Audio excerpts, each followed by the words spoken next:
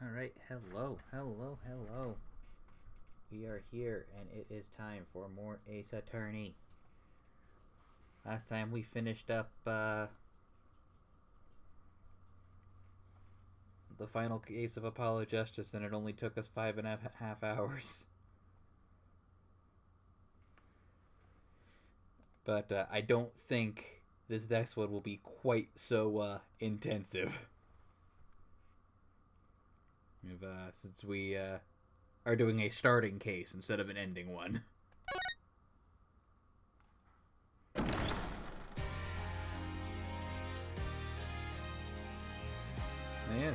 I might turn that down a little bit. Let me know if that's too loud at any point. I don't know if it will be or not. But we'll see.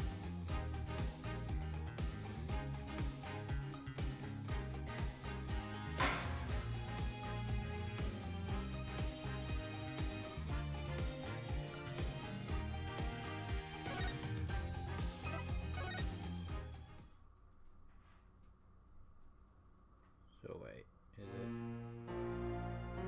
Alright, hold on.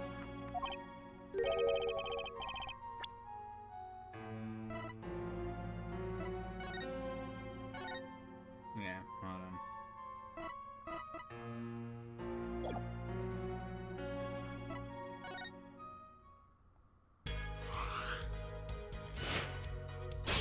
As we finish that game.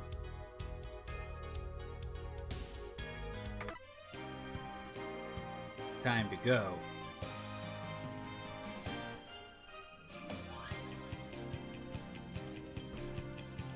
That's right, we're getting anime now.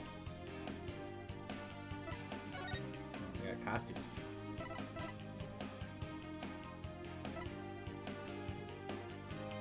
It could be him in his costume from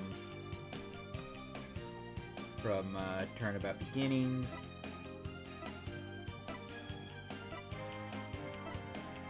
I think I know what that chain is, and I think that'd be very cute if it is what it is. I think it is. Called Apollo. It's got a little keychain of Mr. Hat. And a little charm. That's fun. We'll hold off on costumes for now. New game. Phoenix Wright, Ace Attorney, Dual Destinies.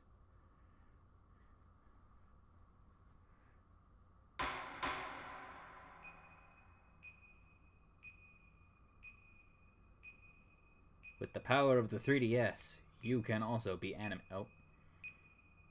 I'm sure that's just a toaster. Just a kitchen timer. They just really need to get to their microwave burrito.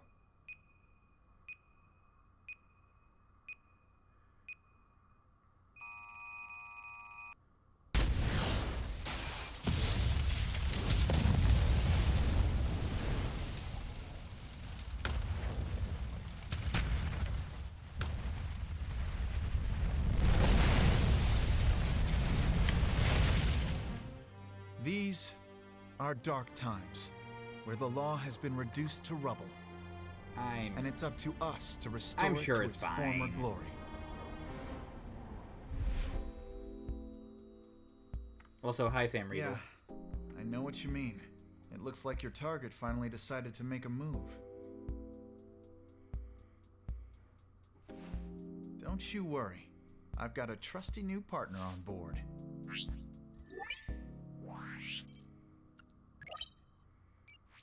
I guess hardlight holograms are just a thing.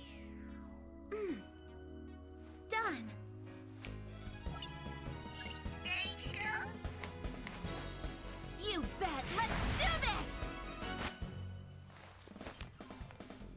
She's been with us for half a year, though I can hardly believe it. Anyway, her power will be our greatest weapon.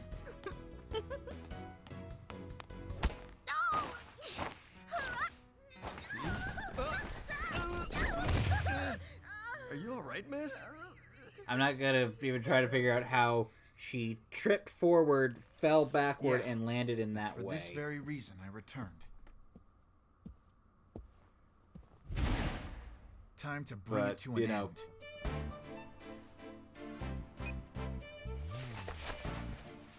Got some violins going. Oh, picture of Trucy. Slick that hair back, Phoenix.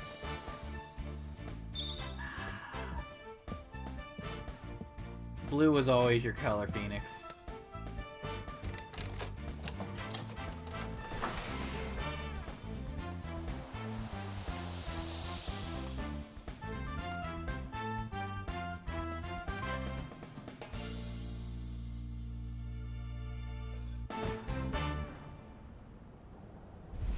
Oh my goodness. Apollo, you've gotten edgy. And not the Edgeworth edgy.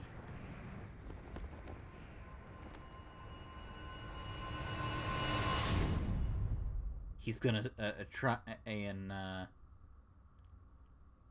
go to court against the moon. Episode 1, Turnabout Countdown.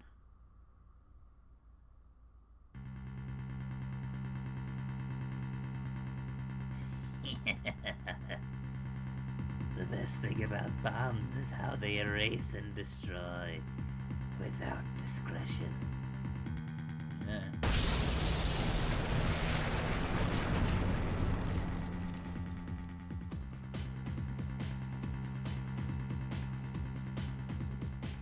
Now all I have to do is pin everything on that little girl.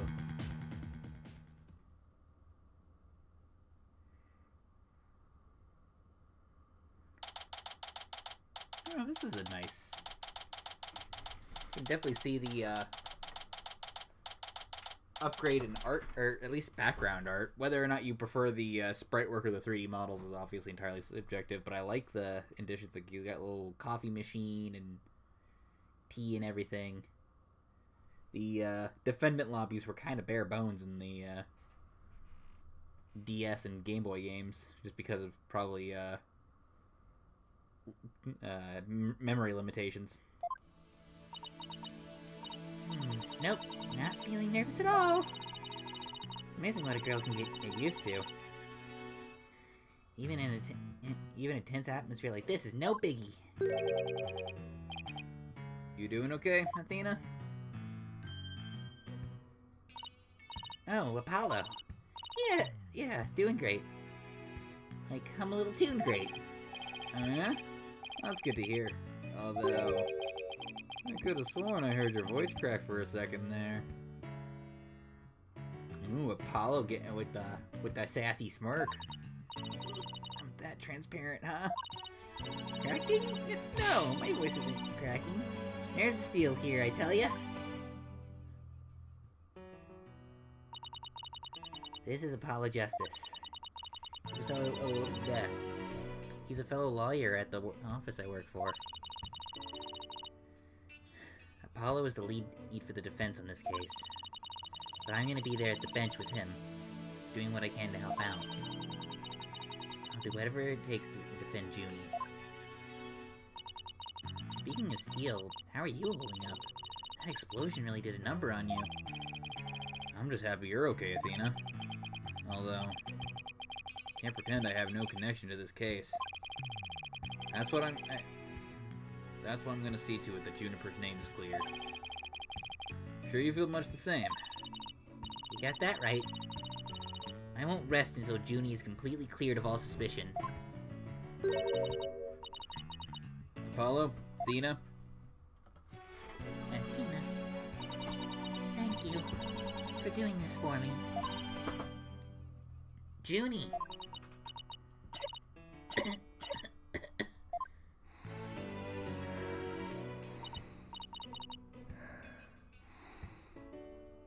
So, like, is that sunflower an inhaler, or is there something? Hey, are you okay?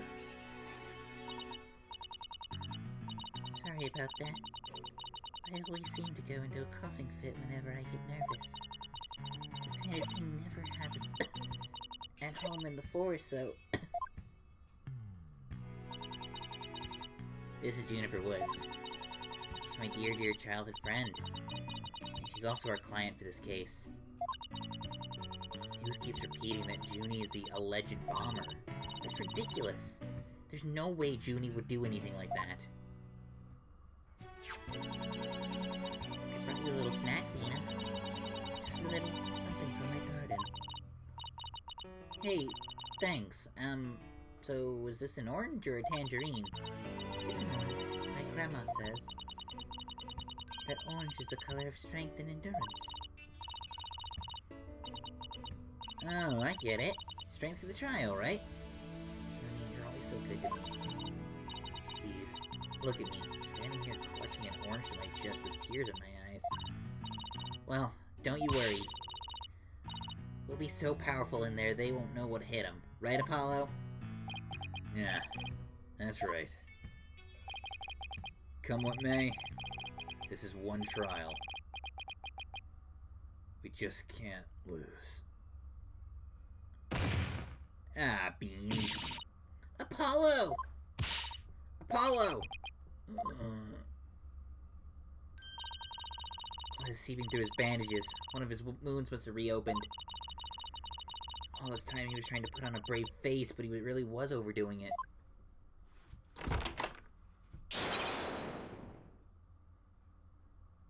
Mr. Justice! Huh? The trial is about to start, sir. Please, proceed to the courtroom. What? Now? But Apollo's in no state to defend.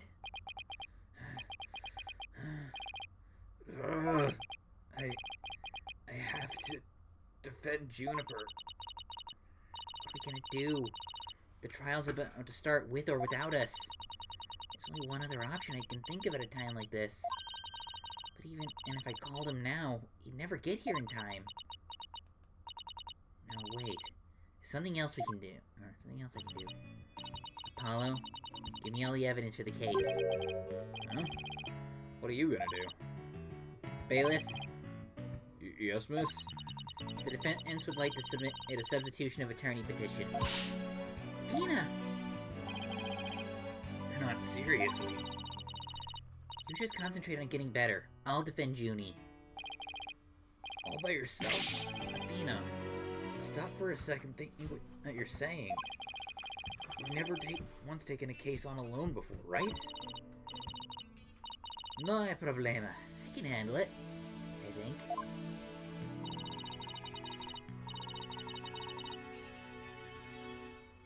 But I guess it's really up to you, Jeannie. Would you be okay with me taking over? Sure. I believe in you, Athena. That's enough for me. You're worried for me, aren't you?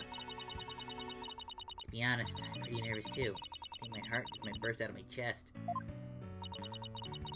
But you're in no shape to stand at the bench now. You'll just have to leave it to me. Alright. I can see your mind's made up anyway. I hate it that I can't be there. But I know you'll give it your utmost to defend Juniper. You bet I will. Rest assured of that. My name is Athena Sykes. I'm still just a newbie, but I'm a lawyer. This is only the second time I'm taking the lead in a defense case.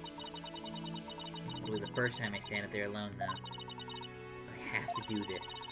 And I'm definitely not about to let anything bad happen to Junie.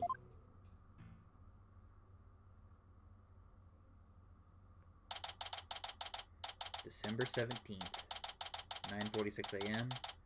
District Court Courtroom, number 5. Courtroom. A little bit of Phoenix in my life. Day 1. The court is now in session. All rise. A little bit of Edward.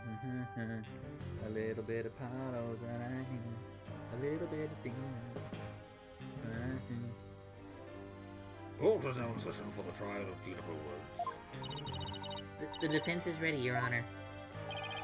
The prosecution is also ready, Your Honor. What's the meaning of this? I was under the impression that Mr. Red Monkey would... Payne, are you into NFTs? Because I believe it. I believe that Prosecutor Payne would be in an NFT, bro. will be my opponent today. Yes, well, a substitution of attorney petition was submitted just a few minutes ago. Due to the explosion in the courthouse yesterday, Mr. Justice is unable to continue. I see. Not at all surprised to use that as an excuse to run away. With me as an adversary, who wouldn't want to feign illness in order to escape? The nerve of that guy. I'm gonna give him a piece of my mind. Well, I would if I wasn't so nervous. This arrogant jerk. You arrogant jerk. No, Widget! Is my hearing getting worse? Could have sworn I heard the defense say something just now. No, you didn't hear anything at all. Especially not from me. Hello, that's the I also heard something. Oh, that would be my indispensable partner, Widget. He sometimes blurts out what I'm thinking. Well then, if that's the case, then it's a clear contradiction of what you just stated. Contradiction? You just stated you said nothing. However, if that device of yours says what you're thinking, then you indeed said that I was, what was it? Elegance at work? Actually, it was arrogant jerk. At any rate, what does it matter if it's a red monkey or a yellow monkey facing me? No fresh out of law school rookie can defend this witness. Mr. Payne, I believe that's enough. Let's get back to the case. Of course, Your Honor. I'm more ready to show this little girl why they call me the rookie humiliator. You know it, he really is an arrogant jerk. Arrogant jerk. Miss Sykes, if you continue to insult the prosecution, I will remove you from this court. I'm very sorry. Just need your reaction. Now then, Mr. Payne, your opening statement, if you please. Thank you, Your Honor.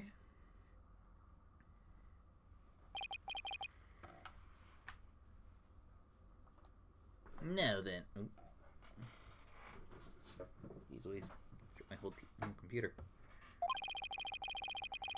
The incident occurred yesterday here in this very courthouse in courtroom number 4. At that time, the trial for a certain bombing was being held in courtroom number 4.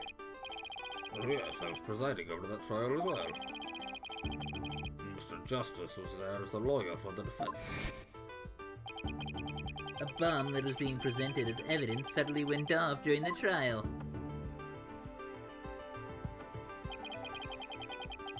It was a terrible incident, and the courtroom number 4 was completely destroyed. Fortunately, we were able to start an evacuation procedures before the explosion occurred. Just a few seconds more and it would have turned into a horrific loss of human life.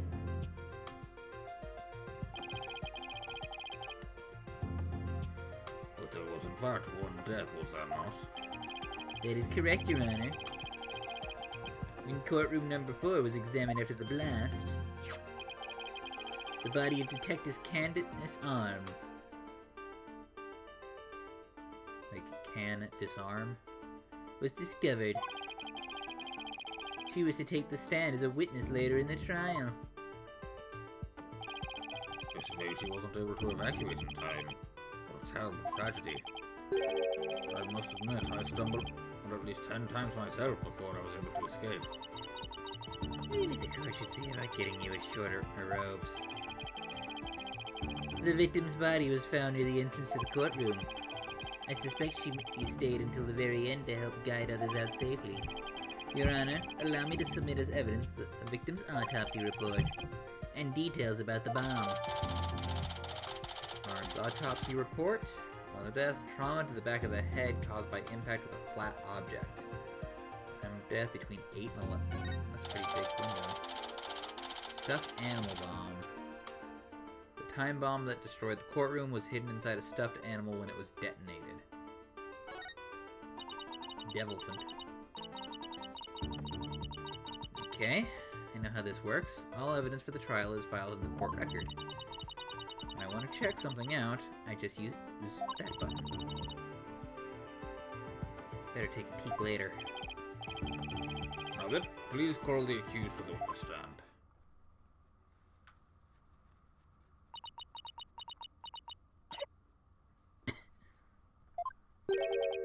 Defendant, are you feeling alright? You're looking a bit pale. I'm so sorry. I was feeling a bit weak when I first arrived here in the courthouse. But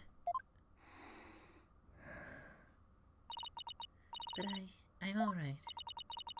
Junie's really giving it her all. Better make sure I do the same. If you could please proceed. Your name and occupation, defendant. Juniper Woods. I'm a high school student. Okay, so we got Gaspin. Gaspin. So this is a different prosecutor. This is... Okay, so now Apollo is in his 20s.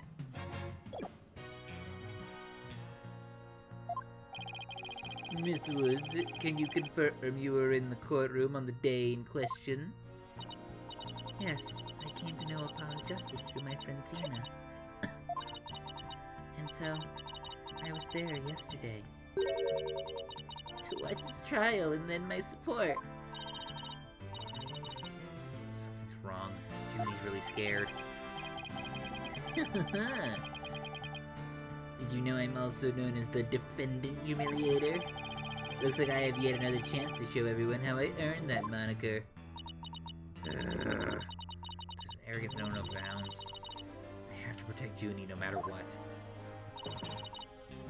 Hey you, Prosecutor Payne. What is it?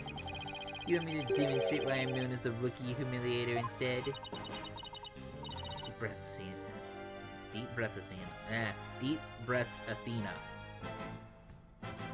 There we go. Why is that so hard for me to say? Lots of th sounds right in a row. Don't let him get to you. The Prosecutor Payne. Junie is telling the truth. Mr. Justice also backed up her claim when we saw him in the defendant lobby. And Junie... He said he was glad to get the lotus root you gave him too. He was? My grandma says lotus root is good for your eyes. He says they can also help you see into the future. They can? And it's perfect. And that's a perfect present for a lawyer. That's true, he must not have eaten them.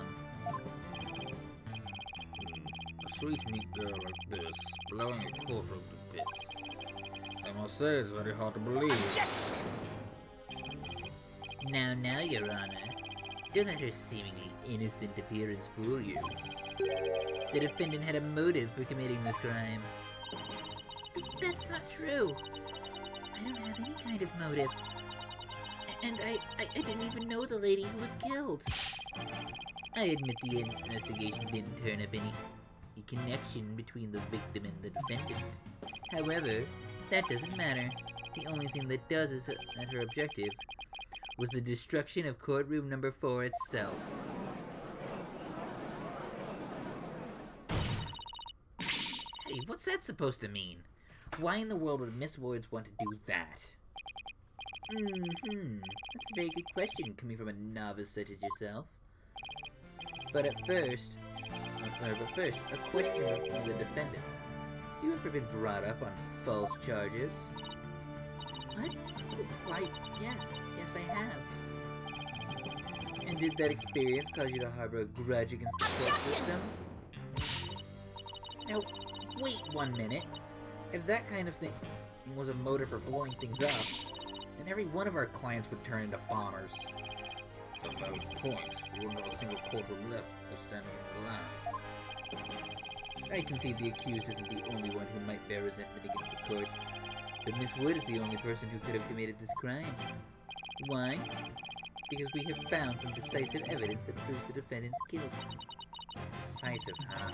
I believe it when I see it. It involves a very unique aspect of the bomb itself, Your Honor. But what exactly was so unique about it?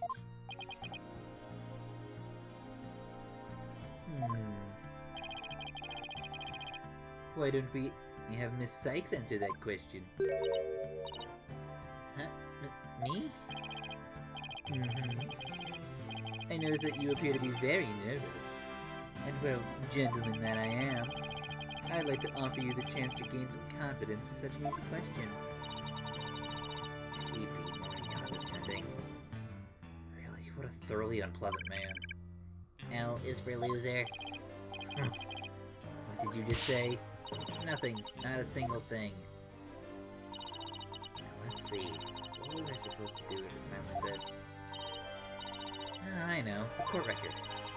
The information I need is somewhere in the court record. Alright, Miss Sykes, let's hear your answer. What was unique about the bomb that blew up the courtroom? Was it because... Or it was... It was... Okay. Inside a stuffed animal. Mr. Payne, what kind of simpleton do you take me for? We're stuffed inside a stuffed animal. Its evil intentions covered up by a cute exterior. Haha, very good. Have a cookie. The bomb that went off in the courtroom was indeed hidden inside a stuffed animal. There, now how do you like that? Not bad, huh? I am fine. Just like I said from the start, I can do this. As I recall, the bomb was inside a stuffed animal the whole time. I never even wanted to take a look at it. What connection does this impish elephant have to do with the defendant? The answer to that question lies in another piece of evidence, which I have here. And what, pray tell, is this? It appears to have been a little singed. It's a tale, Your Honor. The tale of a poor victim of the explosion. This is incredible. Are you saying it's Detective Alm's tale? Your Honor is so very close, but no, is he? It belongs to the stuffed animal. It's called the Phony Fanty. A rather unpleasant name, if you ask me. He's the mascot for a campaign to eliminate false evidence and false charges, is he not? Exactly. His motto is, phony evidence is just trunked up. It's so wrong on so many levels. The Phony Fanty's tail is made of vinyl cloth, and we found something very interesting on the surface. The defendant's fingerprints. What? The Phony Fanty provided the prosecution with all the evidence we needed, and it clearly proves the accused handled the bomb. Eep.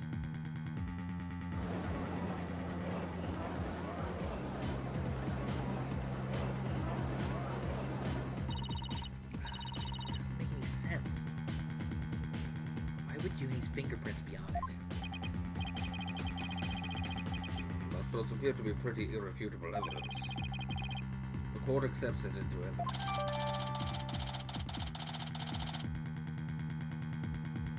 You're remembering, right? That's not what it seems to be.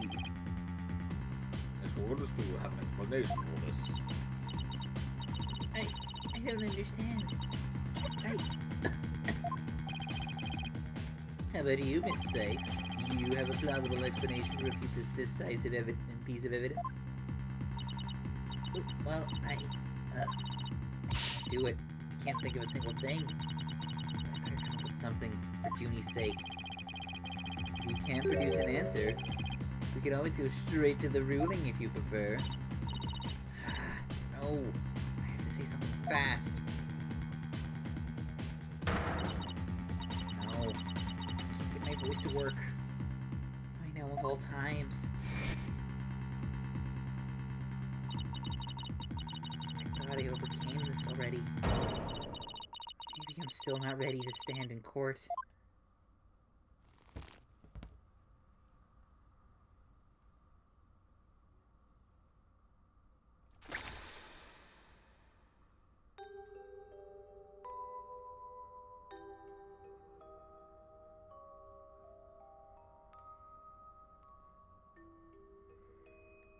I'm rated T for T and even one tide rated M.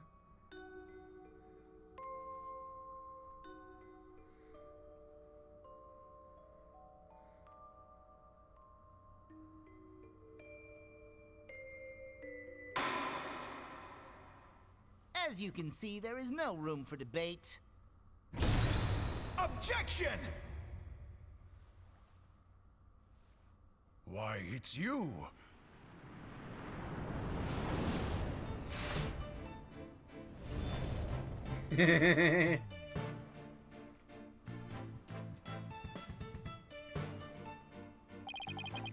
Sorry it took me so long to get here, Athena.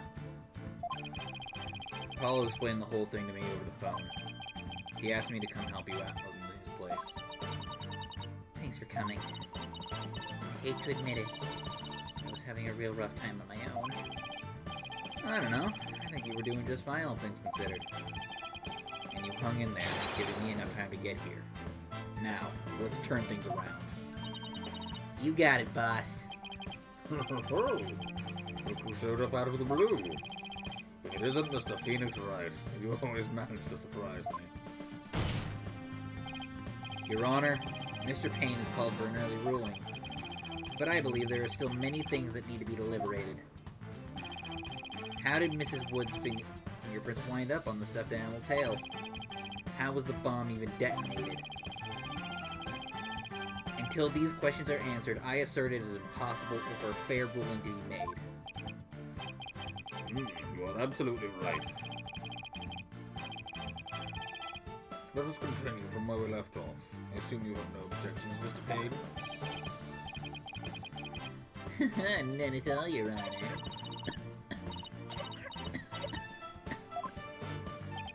Miss Woods really looks like she's having a hard time. Junie's really struggling, Mr. Wright.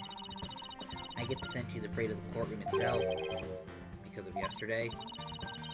Yeah, it was understandably very traumatic for her. Poor thing. Here she is, back at the courthouse again, being so brave. I'd like to make a request, Your Honor.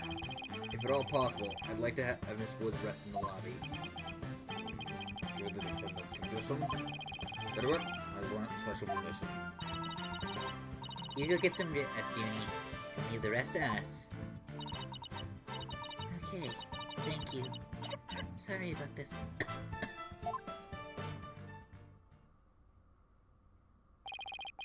Phoenix Wright. I've been looking forward to meeting you. It's been a while, Mr. Payne. You're more clueless than I'd heard. I do believe you mean, how do you do? For I am Gaspin Payne. I'm the younger brother of your long-standing rival, Winston Payne. What? Long-standing rival? When were we ever rivals, let alone long-standing? You'll see, Mr. Wright. I will clear Winston of the disgrace he met with at your hands. Looks like this royal pain is going to be as thoroughly unpleasant as the other. Your Honor, the prosecution would like to call a decisive witness to the stand. This witness will testify as to how the accused detonated the bomb in the courtroom. Very well. Please call your witness, Mr. Payne.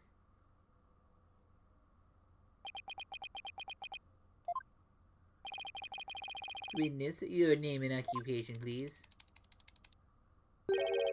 Witness? Name, Ted Tonate. Gee, I wonder who did it. Occupation, bomb disposal specialist. Oh my, what a strange robotic voice you have. Speech synthesis via typing. It is the same as me talking. He sounds exactly like a robot. Can you speak in a normal manner? I can. You can. But I do not like to speak. Speaking is inefficient. Energy expenditure. Speaking greater than typing. Understand? What an odd witness. Mr. Tonate. It was in charge of the bomb for that trial, and was there when it went off. Being a bomb squad specialist, do you have any relation to the victim? Negative. I first met the girl while on this job. Many people are employed by the police. I know only a fraction of them. However, I was shocked when I first discovered the body of the victim. Shocked? I was the first one on the scene after the explosion. I went there to ensure safety, but I ended up discovering a dead body. So he was first to discover the body, was he? He's here to testify on the circumstances surrounding the moment of the explosion.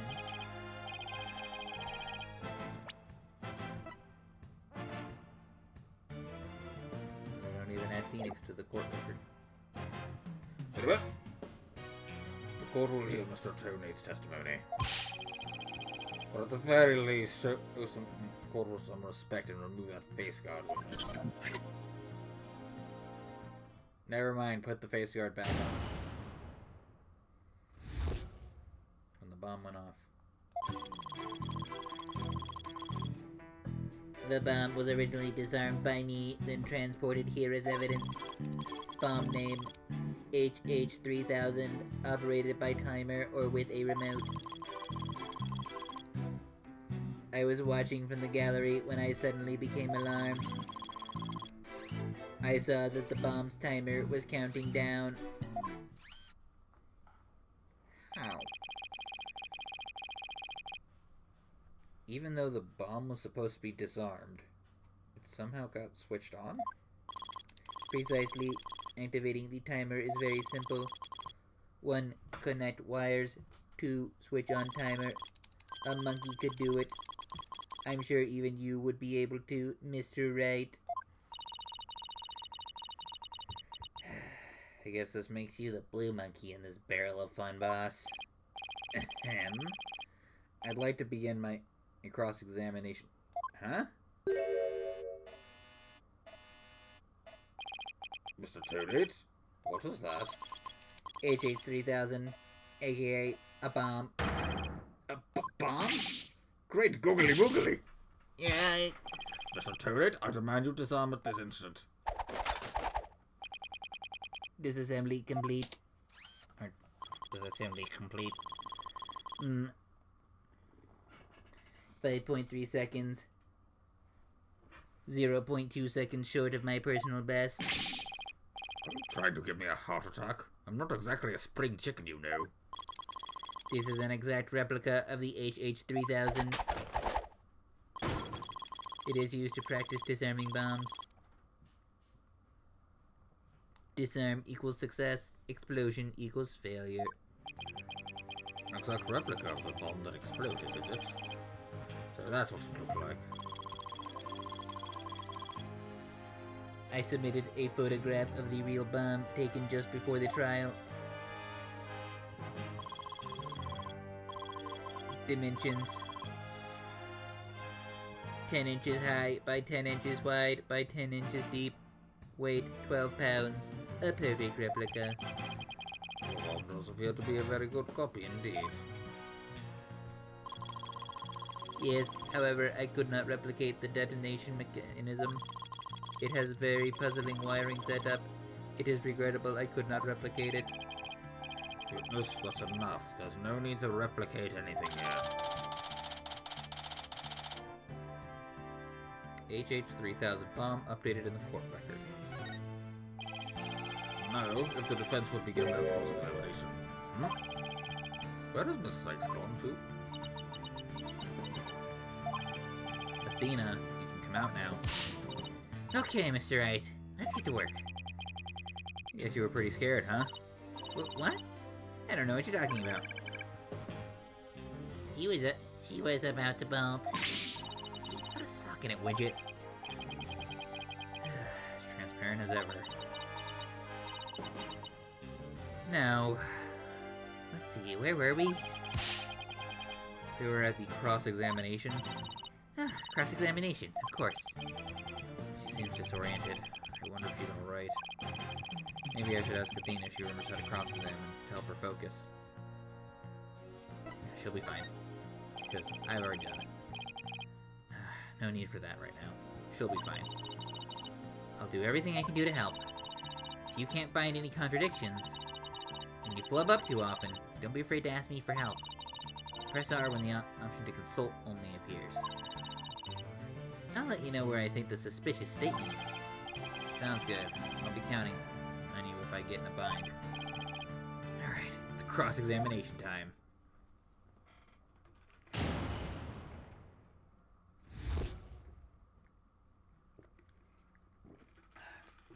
Well, the bomb went off.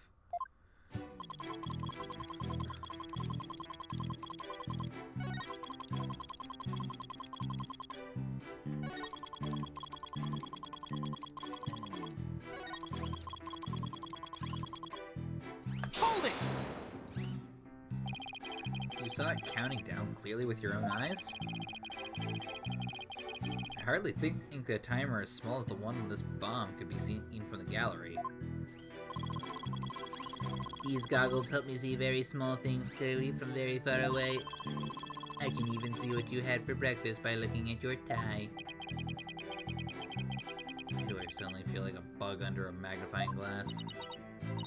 I guess it's possible he saw the timer. Or if he was wearing those goggles. I'm not so sure. There's something that just doesn't sit right with me. I don't think I follow. The bomb was completely hidden inside the stuffed animal. So well concealed, in fact, it didn't look like a bomb at all. So you're trying to find testimony that conflicts with the evidence, right? That's right. Listening carefully to Mr. Tony's testimony is just the first step. After that, it's a matter of taking a look at any evidence that seems relevant. Remember that you up in the corner here? Okay. Yep.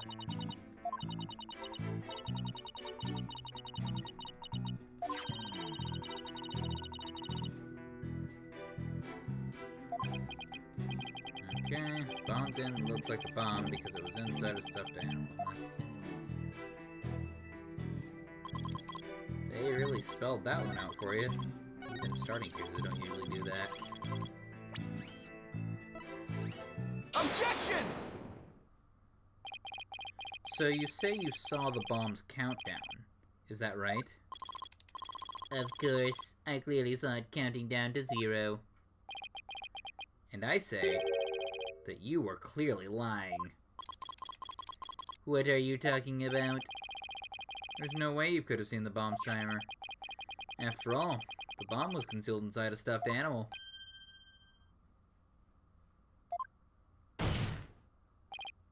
Mr. Tonate, how can you claim to know the bomb was about to go off when you couldn't even see the timer?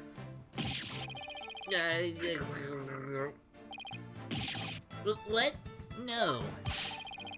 That does seem like a glaring inconsistency indeed. Witness, how do you explain this? Well, Oh, that was great, Mr. Wright. You found a contradiction right off the bat. Always remember, Athena, when you find a consistency in a witness testimony, there's always a reason behind it. It could be a lie, a hidden meaning, a secret. Whatever it is, it's up to us to dig it out. And pointing out every contradiction we find is the best way to do it, right, boss? I have a question. What can we dig out of Mr. Tony? Well, let me see. No, there must be some mistake. Oh, yes, of course, I remember now. The sound. I knew because of the sound. Sound? What sound? When the timer of this type of bomb is switched on, it beeps softly. Beep, beep, beep. It is the sound of the bomb counting down. Beeping noise, you say? I suppose it would be possible to notice that even with the bomb inside of a stuffed animal. I simply made a mistake. My bad. Objection! How in the world did you hear such a tiny little sound all the way from the gallery? Listening for the sound of a bomb's timer is an integral part of my work. I constantly undergo training so that I will never miss it. I hardly think training would help you hear something so soft and so far away. What now? Are you making light of the fine science of disarming bombs? It is a solemn mission that I put my life on the line to perform. What kind of specialist would I be if I could not hear a bomb's timer? It's not like disassembling a toaster, you know. Or it's not like disassembling... That, yeah. Now he's just showing off. You keep asserting that the sound was too tiny to hear, but the only tiny thing here is your skill as a lawyer. Being mistrustful is not an attractive quality, you know. And you're just overflowing with attractive qualities, are you? Or perhaps you have some proof that Mr. Tonate did not hear the sound? Well, no, but still seems totally suspect. But it's gonna be really hard to prove that he didn't hear something. If I have this correct, the prosecution's argument is that someone reactivated the bomb before it was brought into the courtroom. What I don't understand, Mr. Payne, is why you believe that person to be Miss Woods. That's simple, Your Honor. Mr. Tonate happened to be there when it happened. He was there when the defendant rearmed the bomb. What's this now? It happened before the trial started. It was when Detective Arm and I were transporting the bomb. We brought the bomb to the lobby for the defense. Bomb equals evidence. The lawyer wanted to see it before the trial. I'll start. Looking for a chance to get it at the bomb, Miss Woods was already there in the lobby. Her goal was surely to rearm the bomb and steal the remote switch. Remote switch? Yes, the switch that controls the bomb remotely. Duh. It has been missing ever since the incident.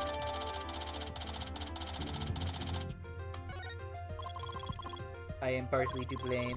I left the bomb and remote on top of the transport case, and they were rearmed and stolen while I was talking with the lawyer.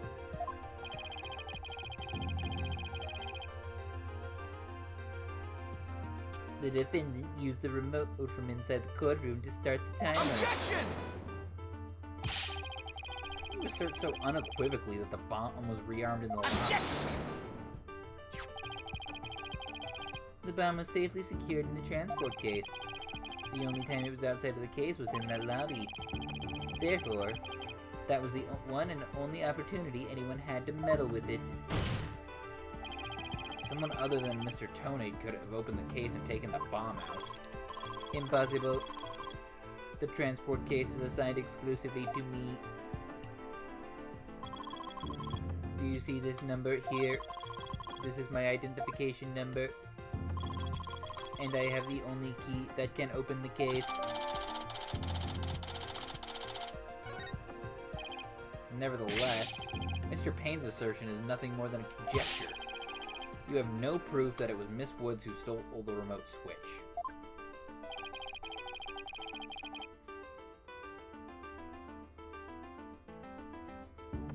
And by the same token, you have no proof that it wasn't her. But what I do have is a piece of evidence that proves the defendant handled the bomb. That tail! 5 minutes, 24 seconds, 2.3 deciseconds. The defense's advantages lasted a mere 5 minutes. Ugh, talk about a rotten hand. So as long as they have their fingerprints on their trump card, I'm at a big disadvantage.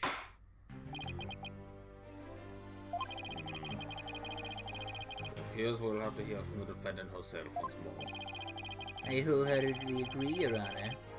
I would like to recall Miss Woods to the stand. I trust you have no objection, Mr. Wright. Worried about her condition, but we do need her testimony. On the other hand, I'm not sure I want to make Athena mad. I could read your feelings, you know, boss. Guess there's no hiding from her, huh? Don't worry, I know we need her testimony. But if anybody picks on her again, they'll pay. Guess she's already at anger level 1. Don't worry. I'll stop the proceedings before I let anything bad happen to her. The defense has no objection, Your Honor.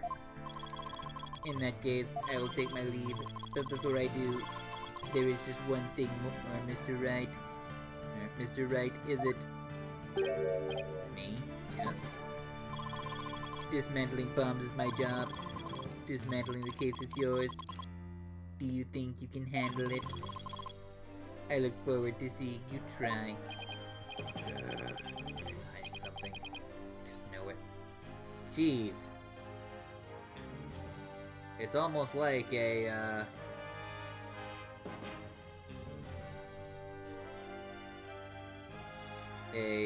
witness being insanely antagonistic on the stand is a red flag.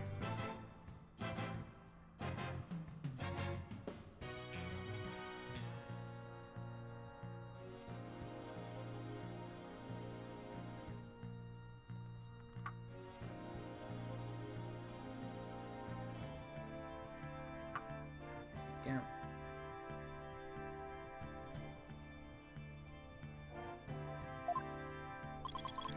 Now, if you will excuse me. Bailiff, please go to the lobby and bring back the defendant.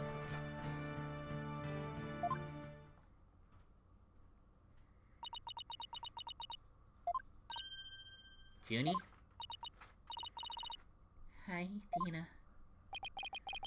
She looks even worse off than before. Don't worry, Junie. We're here for you. Thanks, Dina. And I'll do my best too. You blew up the courtroom because you bear resentment against the courts, correct? No, of course not. What's that you say? I can barely hear you. I haven't done anything wrong. This prosecutor's scared. Objection! Good impudent little girl. Stop acting innocent and tell the truth.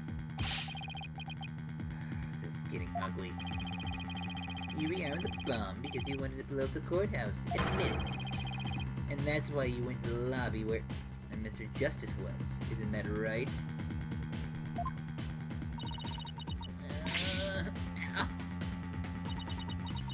Mr. Wright. You'll give that prosecutor a smack. What? Of course not. Do we have to review Courtroom Manners 101 again? I can't let this creep bully innocent girls like that. Or can't let a... Yeah, there we go. Okay. We can't let a creep that bullies innocent girls like this off so easily. I haven't forgotten about how he treated you. Don't worry about me. Just help Junie. Her heart's crying out. She's so scared. So very scared. Looks like Athena's picking something up with her heightened sense of hearing. And it sounds like this time, it's the voice of Mrs. Wood's heart. Don't deny it. You stole the remote switch and used it in the courtroom, didn't you? Objection! Your Honor, please put a stop to this. Mr. Payne is badgering the defendant. Yes, Miss Wood does seem quite frightened. Mr. Payne, I ask that you behave more like a gentleman. Ah, but don't you know, Your Honor? There is no more a gentle man in this world than I.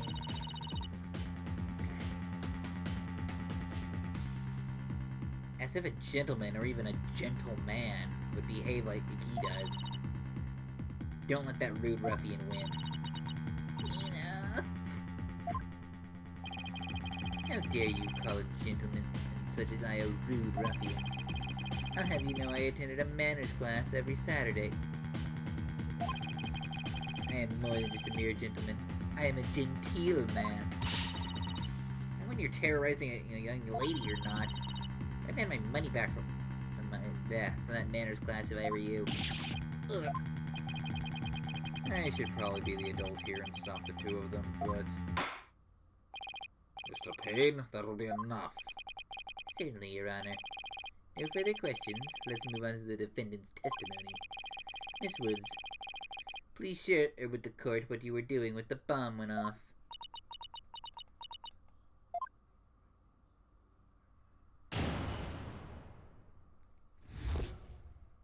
When the bomb went off. Well, that day, I was watching from the gallery. The bomb went off. And rubble started falling. It fell on top of me. Junie's clearly in pain and being forced to recall all the bombing like this. She can't even get her words out. This isn't gonna work, so now what? Hey, wait a minute. Even if she can't vocalize what she wants to say, we can listen to what's inside her heart. Yes, now's the perfect time to use Athena's power. You can hear it, can't you, Athena? The cries of Miss Wood's heart? Yes, and they sound incredibly strained. She's so scared. I think she could collapse at any second. Athena has a unique ability, you see. With her finely tuned sense of hearing, she can hear the words of a witness's heart. In essence, she can sense how a person is really feeling from the tone of their voice. Guess it's all up to Athena and her special ability now. Athena, I want you to use the analytical psychology you studied. And listen to the testimony of Miss Wood's heart. Okay, boss. I'll give it a go. After all, this is the whole reason I put all that effort into studying analytical psychology. Auf geht's, let's go do this.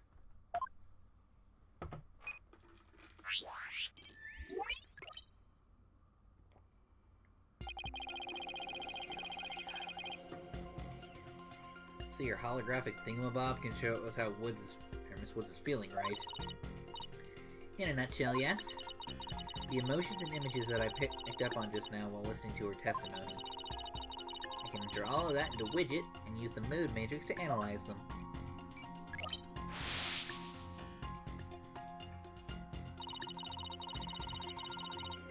These mood markers here reflect the fluctuations of Junie's emotions. When she feels happy, or is enjoying the memory, the happy marker will light up. When she feels angry or frustrated, the angry marker will react. When she feels sadness or is frightened by the memory, the sad marker will blink. And when she feels surprised or confused, the surprise marker will let us know.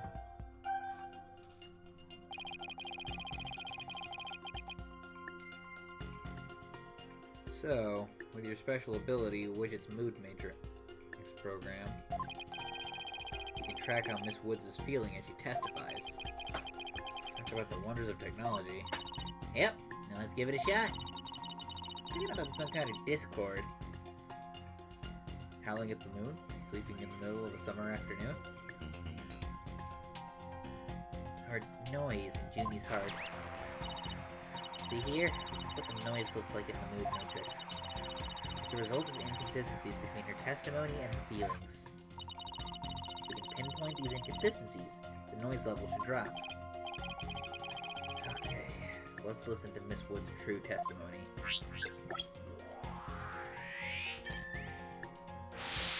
This is fun. I like this.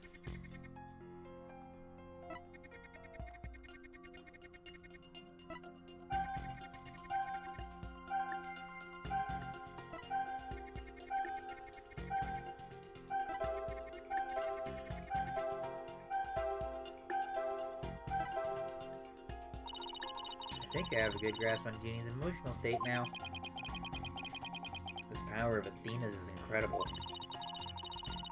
Seeing an unexpected emotion that's inconsistent with the content of her testimony. What? Already?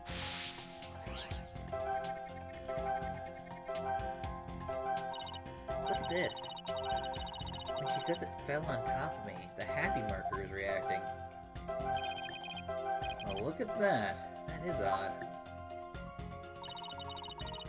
There must be a reason for this contradictory emotion. We just need to do some digging. When you find an unexpected emotion, you'll first need to pinpoint,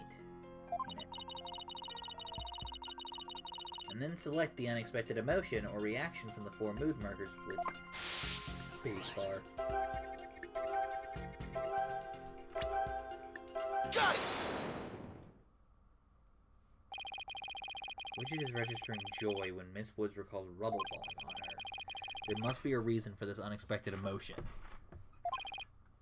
Miss Woods? As the rubble was falling there, was there also something that made you feel happy? What? Mr. Wright, the feeling of happiness is spreading throughout Junie's heart. Keep going on this point, and I bet Junie will start to calm down. Great. Let's hear what she has to say. Just as I was about to escape the courtroom, the bomb went off. I was so startled, I tripped. Then the rubble started falling on top of me. I really thought I was done for. But just then, Apollo came and rescued me. Someone's got a crush. Jeez Louise, how long is that scarf you're making? Apollo? He used his own body to shield me from the rubble. So that's when he sustained those injuries. How do you feel, Junie? Did talking about Apollo give you some courage? Yes, Apollo is just like the sun. Strong and bright and warm. Just talking about him makes me feel like a leaf undergoing photosynthesis. See? Your coughing stopped all of a sudden. Oh, you're right. Thank you, Thena. Looks like we were able to draw out some new testimony. Pretty neat, huh? There's still a little noise left, meaning there must be some discord in Junie's heart. Guess we'll have to keep going then. Let me input new information and update the mood matrix, and we'll be good to go. You remember what to do, right? When I find an unexpected emotion, I should first pinpoint it. That's right. And when you select it from the mood markers with space, if we can find the reason for the discord in her heart, then we should be able to draw out even more new testimony.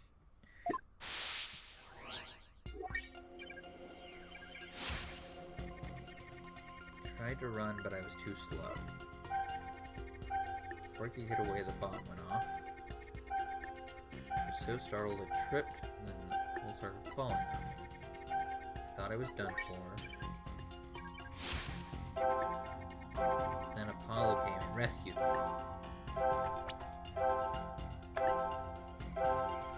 Got it! Why so sad? You were happy when Mr. Justice rescued you, weren't you? Yes, I was really happy.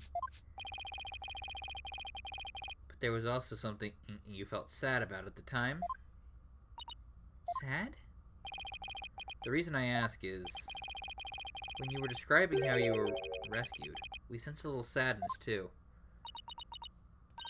Oh, I think it's probably because of Bum Rap Rainy. Bum Rap Rainy? How do you know? Something new. That's right. I brought my stuffed animal, Bum Rap Rainy, to watch the trial with me. Bum Rap Rainy and Phony Fanty are brothers. Who knew the legal world could inspire a whole line of merchandise? I mean, there's Blue Badger merch. So... And these guys actually look like the animals that they represent. The Blue Badger does not look like a badger. I feel like they just wanted, some, alliteration there. I had Bum Rap Rainy with me while I was watching the trial. It wasn't until Apollo saved me that I realized I lost him as I was running away. A poor Rainy, a victim of that terrible bomb. Oh, I know. You can see what he looks like with this poster.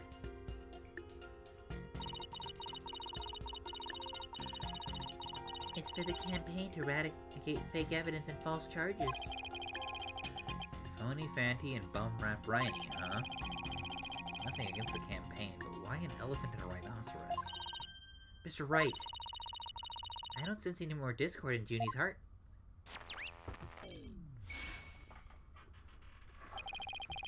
So I guess that means we managed to draw out all of her testimony. That's right. I'll just make an update with the new info and we'll have the whole picture. So do you think your new testimony will help? Absolutely. I don't know what I would have done without you, Athena. So Bumrap Rainey was in that courtroom when the bomb went off. Now we know that, it changes the meaning of that other piece of evidence. All I have to do is present it. The right statement.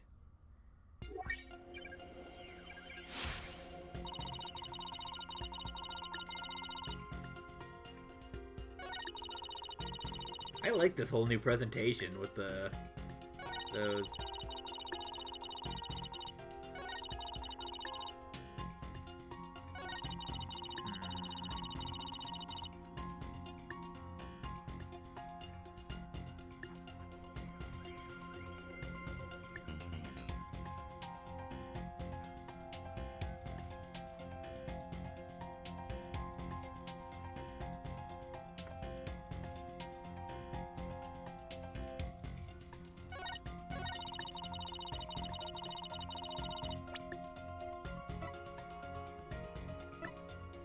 Objection! Yeah, I bet that's Bumrap Rainey's tale.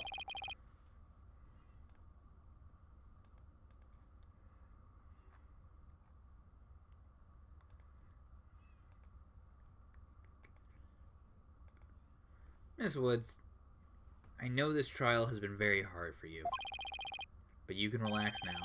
You are without a doubt innocent. Mr. Wright, what a wild assertion you're making now. My wild assertion is simply this. The two stuffed animals were mixed up. The tail with the defendant's fingerprints were found on wasn't that of Phony Fanty. It was the tail of her gallery companion, Bumrap Rainey. Objection! What? What nonsense is that? I can see that they're both stuffed animals, yes. But they're completely different characters. An elephant and a rhino. They're as distinct as a defense lawyer and a prosecutor. Are they really so different? Both defense lawyers and prosecutors strive to protect the peace through law. Even elephants and rhinos have some similar characteristics. They're both gray, for example. Anyway, this poster is all I need to prove my assertion to be true. If I may direct you to the court's attention, you will clearly see how the two got mixed up.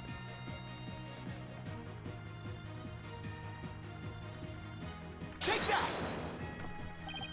Well, would you look at that? The two tails are exactly the same. Yes, exactly. The two stuffed animals are based on entirely different animals, but the design of their tails is the same.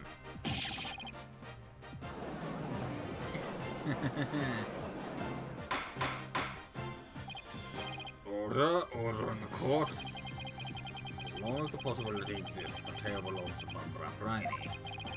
We can no longer consider it to be decisive proof that the defendant handled the bomb. As things stand, I consider the charges against the accused unsubstantiated.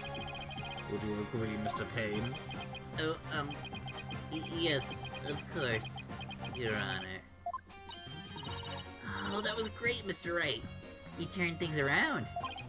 Yeah, it's not over yet, but we at least managed to hold out this long. I believe that brings our proceedings of today to a close. Mr. Payne, I'm afraid you have some serious investigating ahead of you. Yes, Your Honor.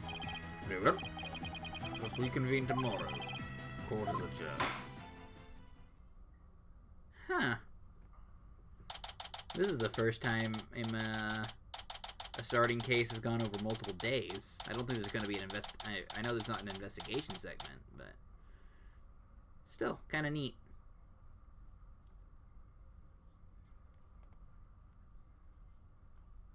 I dig it.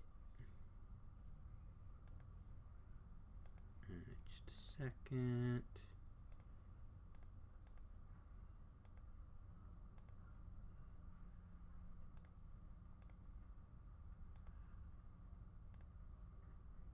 Dealing with some stuff in the background.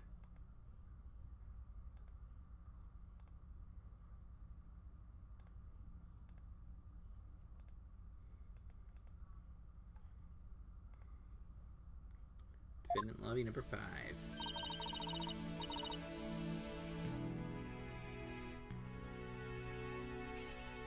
That was so exciting, boss. We did it! True to form, you managed to just barely pull it off at the very last moment. True to form. Gee, I never knew you had such a glowing opinion of me. Thank you for everything you're doing. You did great, Miss Woods. You really stuck it out. You got really brave at the end. Just when you needed you the most, Junie. Thanks to you, we were able to turn things around. Well, you were the ones who gave me that courage, Thena. Really? Thanks. To be honest, I wasn't any help at all. Or was I any help at all? Of course. Without you, we would have never gotten out of that tight spot. That's good to hear. I may still have a lot to learn, but you can bet I'm gonna give it my all. I'll be so good that one day you'll call me your partner. That's what I like to hear. Analytical psychology. The ability to solve the riddles of a person's heart. Athena's true potential is beginning to really shine through now. I really like that too. Bringing in the psychology of, like, witnesses and defendants into the courtroom.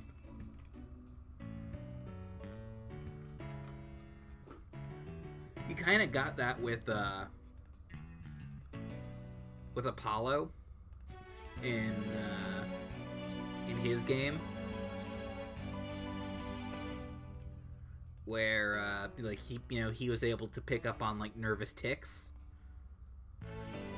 but like kind of getting into like the emotional side of it. Like it's a really neat expansion on Apollo's perception mechanic, honestly. I quite like it.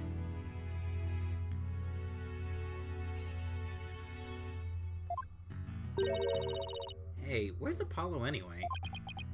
Good question. Almost forgot about him. Assumed he'd still be here in the lobby. Oh, I know. Maybe he's still in courtroom number 4. Is he brooding?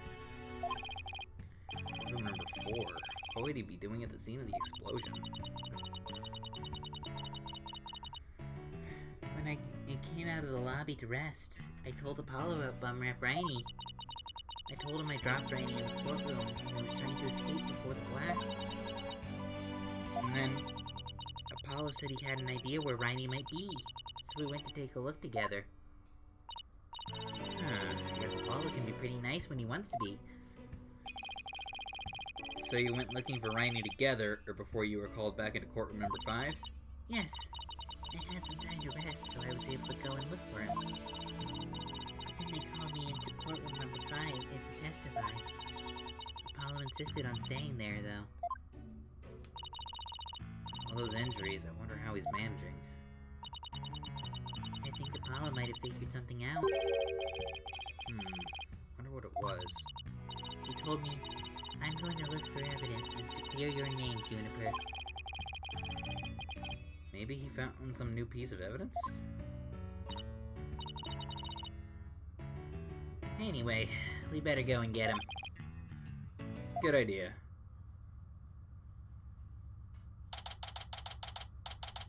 December 17th, 12:11 p.m. District Court, courtroom number 4. Where are you, Apollo? Trial's over for today. Come on, I know you're... No.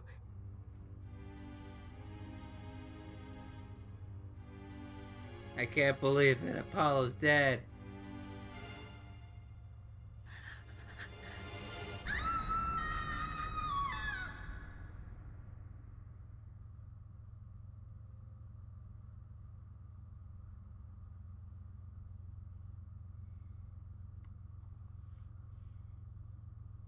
Well, shoot.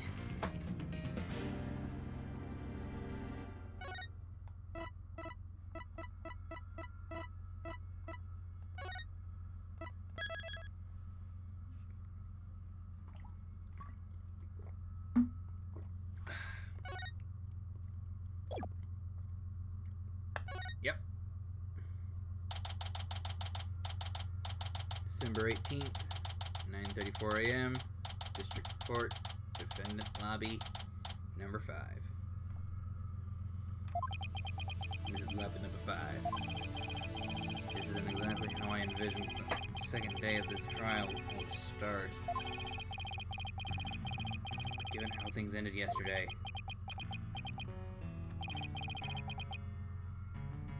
Good morning.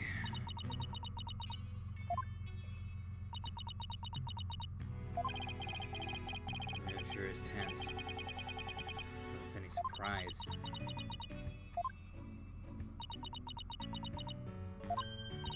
Oh, hey. Did you read the paper this morning, boss? Huh? The paper that came out of left field. You didn't read it? You don't know the big news? Somebody spotted an abominable snowman way up in the mountains. Tell me you know the difference between a paper and a tabloid, Athena. Might show up in the forest where you live, Junie. So you better watch out, okay?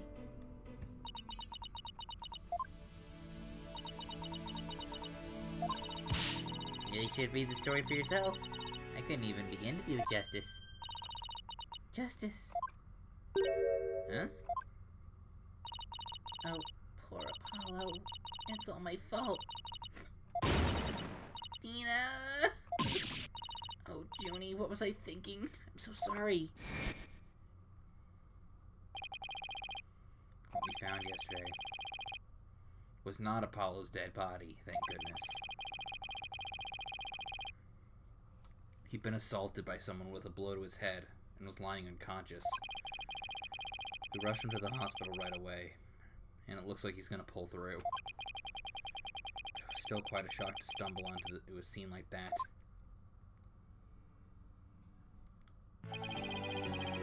Is Miss Woods alright, Athena? Well, I managed to get her to stop crying. Now she's resting on that sofa over there. Guess she really feels responsible for what happened to Apollo. Junie. She believes that the reason Apollo was attacked is because he was helping her look for something in that courtroom. Oh? I guess I can see why she'd think that. By the way, how are you doing? Who, me? Yeah, you. I know you're concerned about Miss Woods, but are you alright? Me? I'm doing just fine, boss. I mean, yeah, it was a huge shock, but I'm alright. People who studied analytical psychology are great at times like these.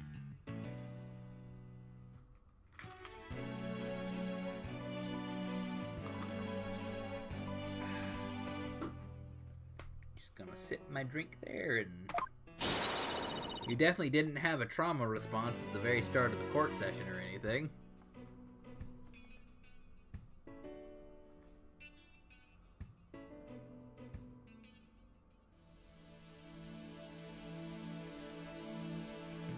No, nothing, no trauma at all whatsoever happened. After all, they learned how to control their own emotions too. Somehow I don't think it's as easy as she makes it sound. I can't help but notice that Widget is not reflecting that, Athena. But there's no denying she's a real trooper. Apollo doesn't remember a thing, does he? Yeah, he can't recall anything from the time right before he was assaulted. Nothing about what he was doing in courtroom number 4 or who assaulted him. The doctor said it's probably due to that hit he took to the head. Assaulted in a court of law and losing your memory at that. I know how that feels. That's a fun little call. Oh. I should probably rephrase that. That's a callback. I don't know if I should use the word fun. I should, yeah. Especially if you consider that that particular case is not super well regarded. Who in the world would do such a thing, huh? Mr. Wright? I read that one wrong. Just wait till I get my hands on the coward who hurt our Apollo. Now, Athena. Thought you said you were in control of your emotions. Just focus on helping Miss Woods, okay? I admit, I'm just as upset as you. Okay, boss. You're right. I'll say, I do like... I like Widget. I like having that, you know, whole bit where Widget is reflecting Athena's actual emotional state versus what she's saying. Apollo's assailant can wait until after we clear Junie's name. That's the spirit. Now let's see. I better check the court record one more time before the trial starts. Earth to Mr. Right. I'm ready whenever you are. Alright, let's get ready to rumble. You bet.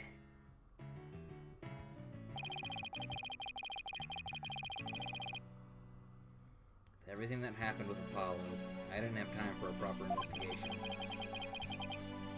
Can't let that stop me, though. I have to get this right for Miss Wood's sake, and Apollo's too.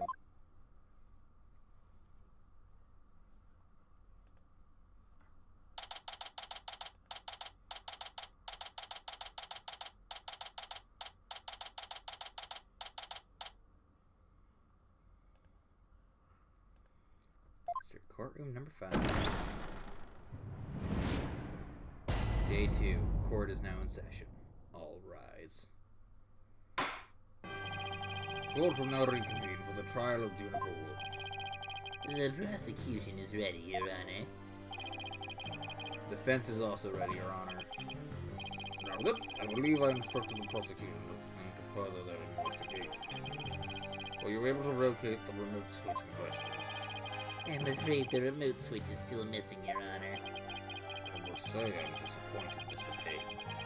Not angry, just disappointed. Which is so much worse. When a parent says, I'm not angry, I'm just disappointed, that's just... yeah.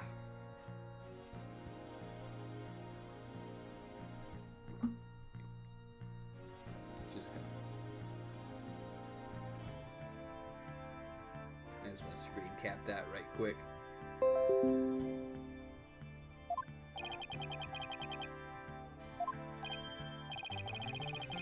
Looks like the prosecution's just as unprepared as I am. There is a separate matter, however, that I would like to bring up during this trial. Okay. Now the autoplay got turned. Separate matter, you say? And what might that be? I assume you're aware that another incident occurred during yesterday's trial. I'm speaking of course, of the assault on Mr. Justice in the ruins of courtroom number 4.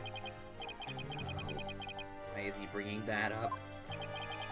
Yes, what a truly harrowing experience this must have been for Mr. Justice. At the time of the attack, Mr. Justice was not alone. He was with the defendant, Miss Juniper Woods. He isn't going where I think he's going with this, is he? The prosecution wishes to indict Miss Woods on the charge of Mr. Justice's assault.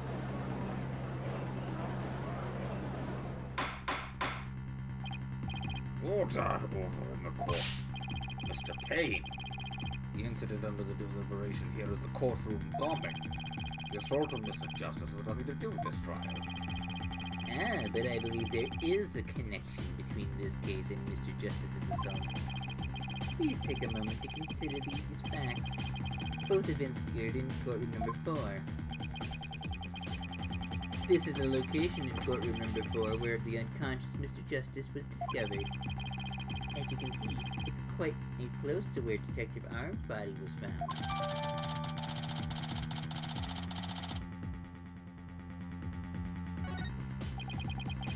Question is, why did the culprit feel the need to maliciously attack Mr. Justice? Why, what do you believe what that motive to be, Mr. Payne? I believe Mr. Justice found something in that courtroom while Miss Woods was with him. Evidence that fingered her as the perpetrator of the bombing. You mean he found some incriminating evidence? Precisely. And so I surmised the defendant picked up a piece of rubble and hit Mr. Justice on the back of the head in order to silence him. Objection! Junie would never do such a thing. She was devastated when she found Apollo hurt like that. Ms. Sykes, please control your outbursts. And it is the prosecution's belief that by deliberating on Mr. Justice's assault, we will draw ever closer to the truth of the courtroom bombing itself. Very well. I mean, that's not a bad line of thinking. It's just pointing to the wrong person. Miss Woods is hereby officially indicted on the charge of assaulting Mr. Justice. What? Why are you listening to Mr. Toupee over there? Well, considering our conversation yesterday.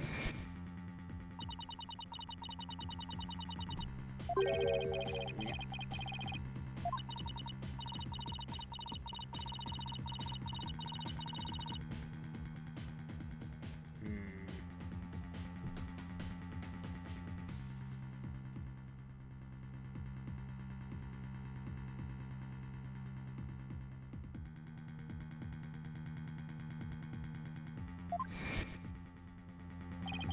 Maybe the two incidents really are related after all.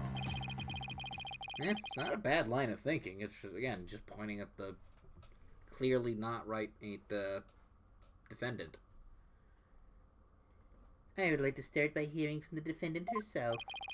Very well. Bailiff, please bring Miss Woods to the witness stand.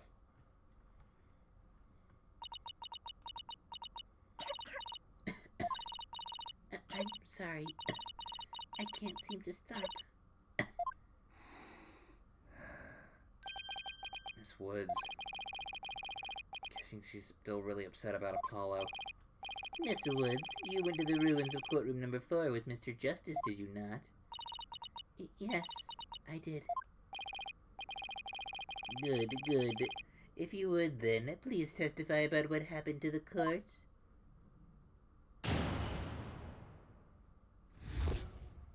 Alone with Apollo. During the trial yesterday, I was overcome by a fit of coughing. Apollo stayed with me and we went to the courtroom ruins together. But then I was called back to this courtroom to give testimony. Apollo insisted on staying behind in courtroom number 4. I swear I didn't attack Apollo. Why would I ever hurt such a kind person? Hey, Mr. Justice stayed by your side while you were feeling unwell. What an admirable young man. I thought his loud voice was only his outstanding feature. Or was his only outstanding feature? He may look like a little imp at times, but Apollo can be really nice too. I hope she didn't hurt her wrist with that. I am keeping that one. I like that one.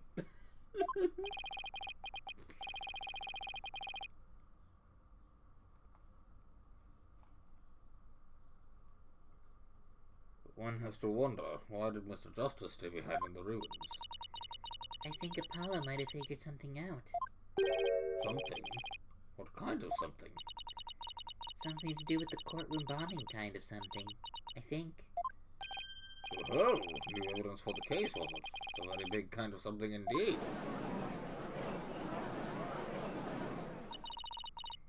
I believe so. He mentioned looking for some evidence when I was called away. Objection! Just as I thought. There is a connection between the two incidents. But the defendant has told a very big lie, Your Honor. What lie is that? When she learned Mr. Justice would be looking for evidence, she attacked him. She attacked him to give herself the chance to destroy that evidence. No! I never... Objection! I feel like this guy is worse than his brother, honestly. Miss Woods repaid Mr. Justice's kindness with violence. We found proof of a foul deed in the courtroom ruins. On Earth? Do you see it there in front of Mr. Justice's right hand? The witness the message he left for us. It's written in blood. W-O-O-D-S. Why isn't that? That's right, Your Honor. It says Woods in the capital letters. What? I submit that Mr. Justice left the name of his attacker before he fainted. But he's got amnesia. No, that can't be true. Why would Apollo write my name? Mr. Wright? I never let him leaving that message. Why would he do this? Hey, don't take it out on me. I don't understand it any more than you do. I discovered Apollo yesterday. I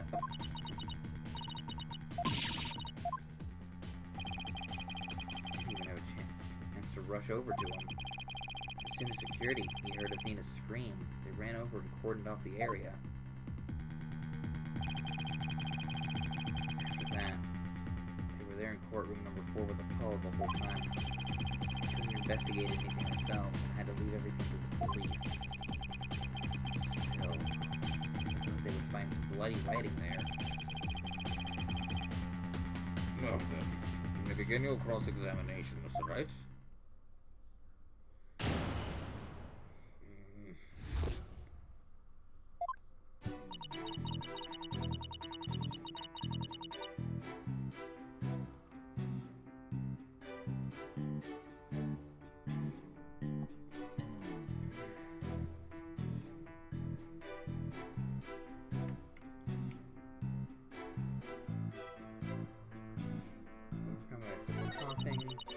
Stayed with me and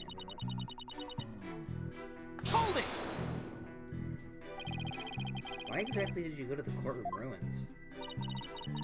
You went to look for my medicine. To stop my coughing. Your medicine? Why would your medicine be in courtroom number 4? I dropped it in the heat of the moment. Bum Rap Rainey. He was keeping my medicine safe for me. There's a little compartment that I can put things in, you see? Phony Fanty has that same type of pocket. That's where the bomb was inserted. I had to put my medicine and for my coughing fits inside Bum Rap Riney. When I told Apollo about it, he said he'd help me go look for him. There was so much rubble in there. I was worried, but there was no rubble or anything in front of the witness stand. So when we got inside, Apollo went straight there and started looking for my Riney in that area. It was so nice of him to do that for me, in spite of all his injuries. Apollo was so strong and kind, just like the trees of the forest. The way she makes him sound, you'd think Apollo was some kind of an ancient god. oh wait.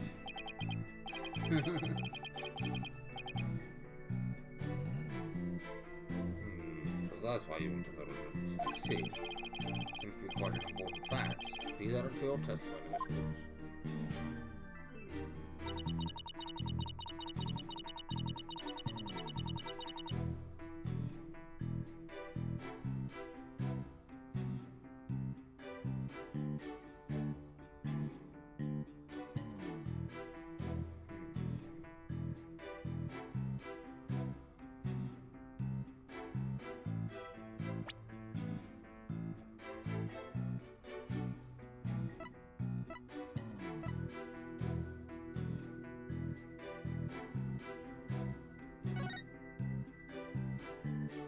Absolutely.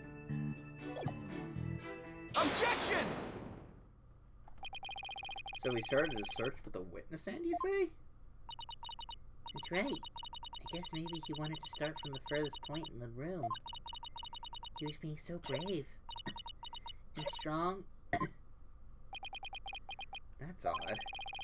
Under the circumstances, he shouldn't have been capable of it. But he was. And he still is. He might not look it, but he really is brave and kind too. No, that's not the part I'm finding fault with. Someone has a crush on Apollo. I ship it. I'm gonna go say it. I think that's super cute. I'm sure there's some weird people who ship Apollo with Trucy, which they shouldn't because they're siblings. Juniper's right there.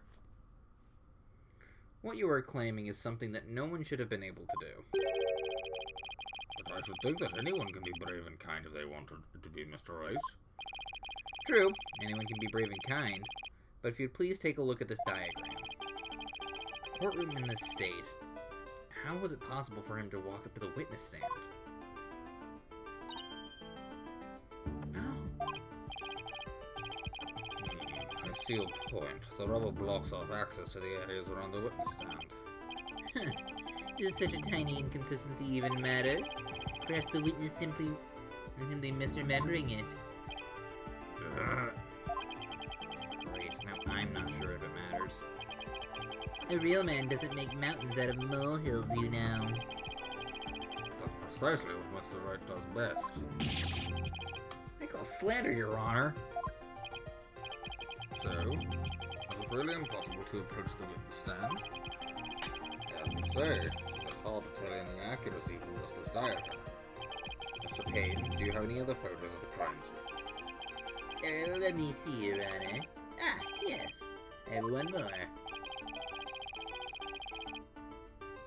Here it is. A more pulled back version of the photo I presented earlier.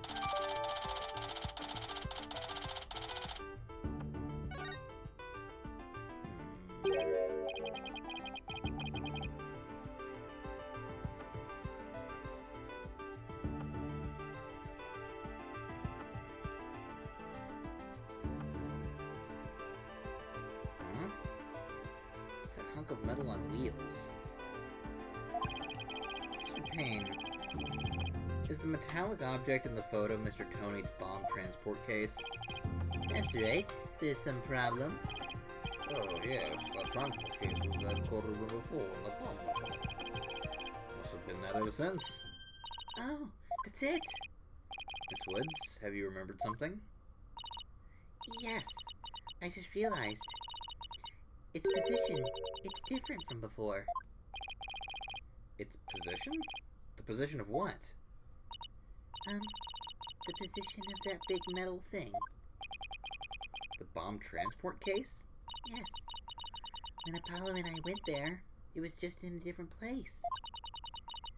Where the case was in this photo was open space. So it was easy to search the stand. I see. So where was the transport case when you and Mr. Justice saw it? As I recall, I think it was more to the right. To the right? That means... in that case, the case was over there at the time of Apollo's attack. Who cares where the transport case was? What difference does it make? It has nothing at all to do with what... Objection! Where the transport case was has everything to do with this discussion. In fact, it's so important. It's enough for the It's so important that it's enough to turn the prosecution's argument on its ear. What? Well, that certainly sounds very relevant indeed. You sound as though you know where the case was at the time of the attack. Yes, Your Honor. This diagram represents the crime scene shown in the photo. And this is where the transport case was at the time of the assault on Mr. Justice. Alright, I have this. The bomb transport case was here at the time of Apollo's attack.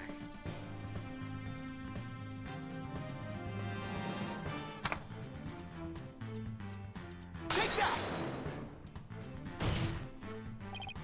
Your Honor, I assert that this is where the transport case was at the time of the assault.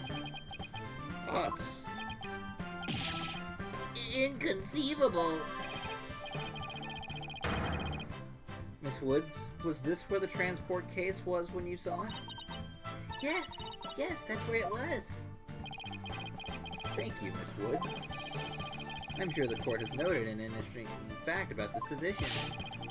The transport case covers up the writing in blood. Exactly. If the transport case was in that position at the time of the assault, then no message could have been written there, because the case was in the way. Which leads us to conclude that Mr. Justice couldn't have left the bloody writing. Objection!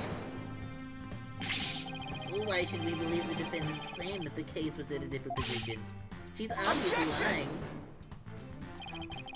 The fact that the case was moved after the assault on Mr. Justice is proved that by more than Miss Wood's testimony alone. What? Where is this proof you're talking about? It's right here in the crime photo. I think this is with myself, Mr. Wright.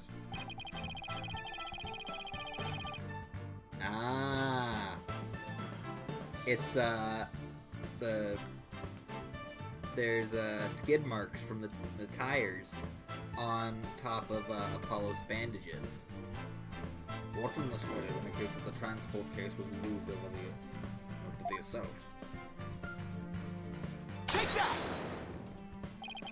Please take a look at the mark that runs over Mr. Justice's bandages here. I see it. What is it? This mark was made by one of the casters from the casters from the transport case carrying the bomb.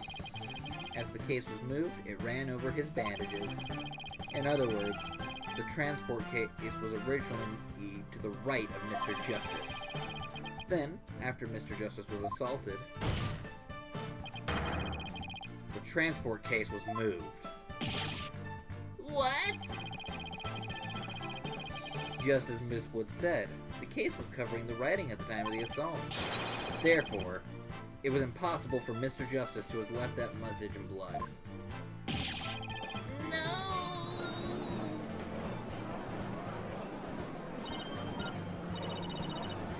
You pulled it off, boss. It was a real night-no-biter, but you pulled it off. Now, that should bring down the prosecution's claim like a house of cards. Throw that over in the court. Mr. Wright, that was a very clever deduction. It was nothing, Your Honor. Pure genius. Take that. Boss, sensing the definite smug and braggy vibe. It coming off of you. I just have one question, Mr. Wright. Yes, Your Honor. If Mr. Justice removed the message in blood, then who did? Huh? What?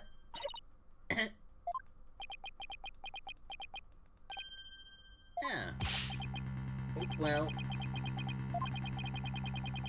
I should have taken that train of thought through to the last station. well. I've heard a lot about this. So this is Mr. Wright's famous bluffing technique, is it? Ah, this feeling brings back memories of the old days. Back when you carved out a name yourself by bluffing your way through thick and thin. Gee, Mr. Wright, the judge kind of makes you sound no better than a two-bit con man. You made your argument with such confidence, Mr. Wright. Now I'd like to hear your answers with just as much confidence. Hey, until the judge asked the question, you didn't catch on either, Buster. What now, boss? I hope you didn't bluff your way into a corner. I mean, that doesn't change the fact that someone moved the case and wrote the name. Think, Phoenix. There must be a way through this. I have to dig my way to the truth somehow. Who could have written that message in blood? Either someone else or the culprit.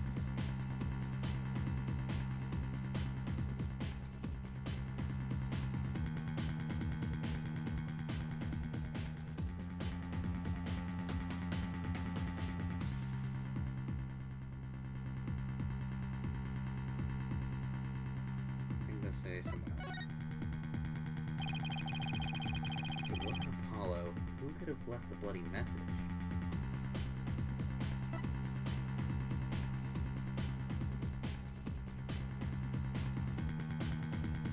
Take that!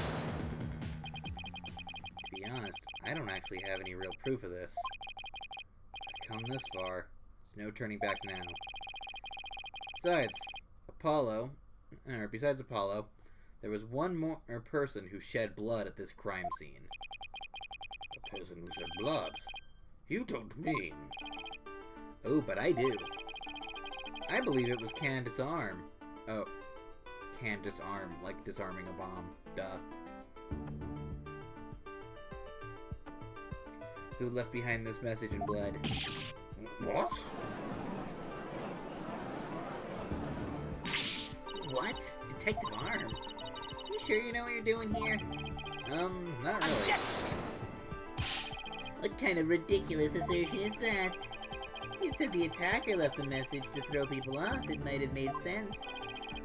At first glance, it would seem to be the most reasonable explanation. However, Apollo didn't shed enough blood to write such an extensive message. Uh-oh. Oh, I see. Even the photo makes it clear that there wasn't enough blood to write all those letters. And Mr. Justice did survive. I suppose he didn't bleed very extensively in that case. But why would Detective Arm write the defendant's name? There's no connection between the two whatsoever.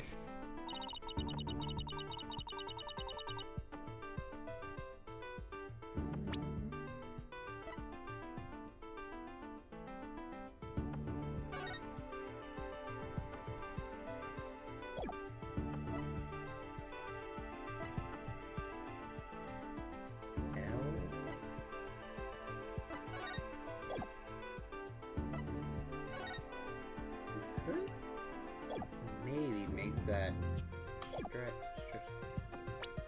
Look at that S. S does look a little 5-y.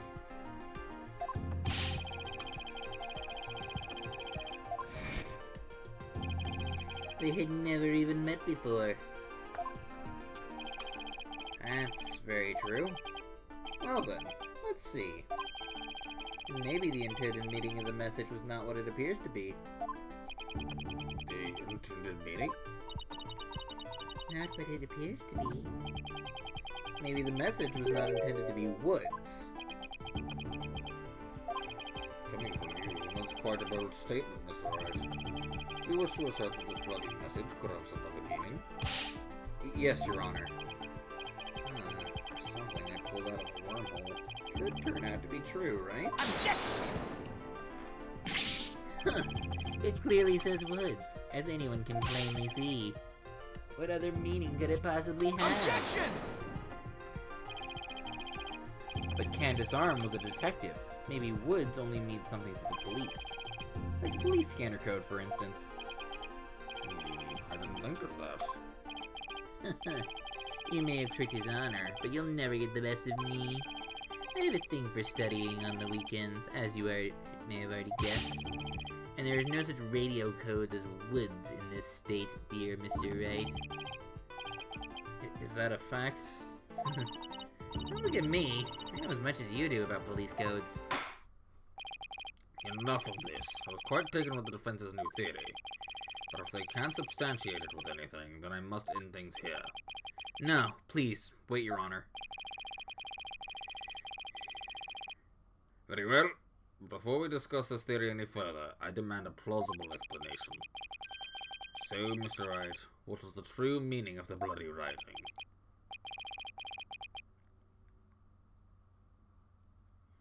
Well, I believe it's... And no stalling. If you can't come up with an answer quickly, I will declare this discussion officially over.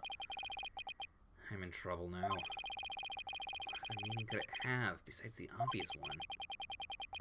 Maybe it means something in another language? Maybe it's a code? Think, Phoenix, you can do this.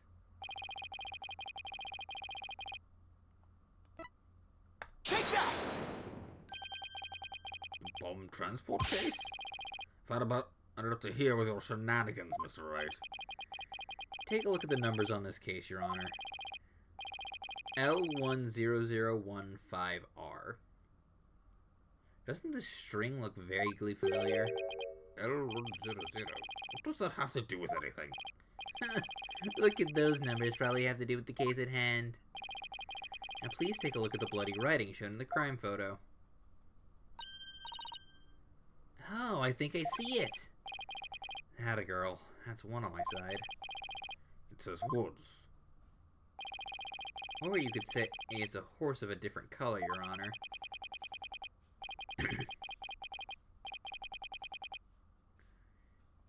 The first character isn't a W. It's actually an L and a 1. The next two are zeros. Oh, my goodness. The true meaning of the bloody writing isn't Mrs. Wood's name.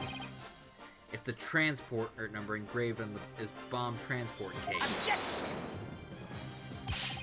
What are you talking about? The next part doesn't make any sense. Next number is a 1, but the bloody writing says Objection! Put the number on the case and the bloody writing. It can be made to match up quite easily. This is how the number of the transport case can be made to match the bloody writing. It's erase.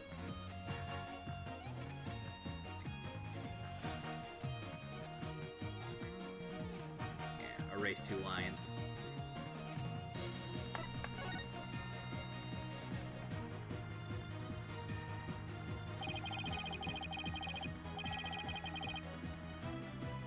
Please erase the third or downward stroke of the W and the curved part of the D.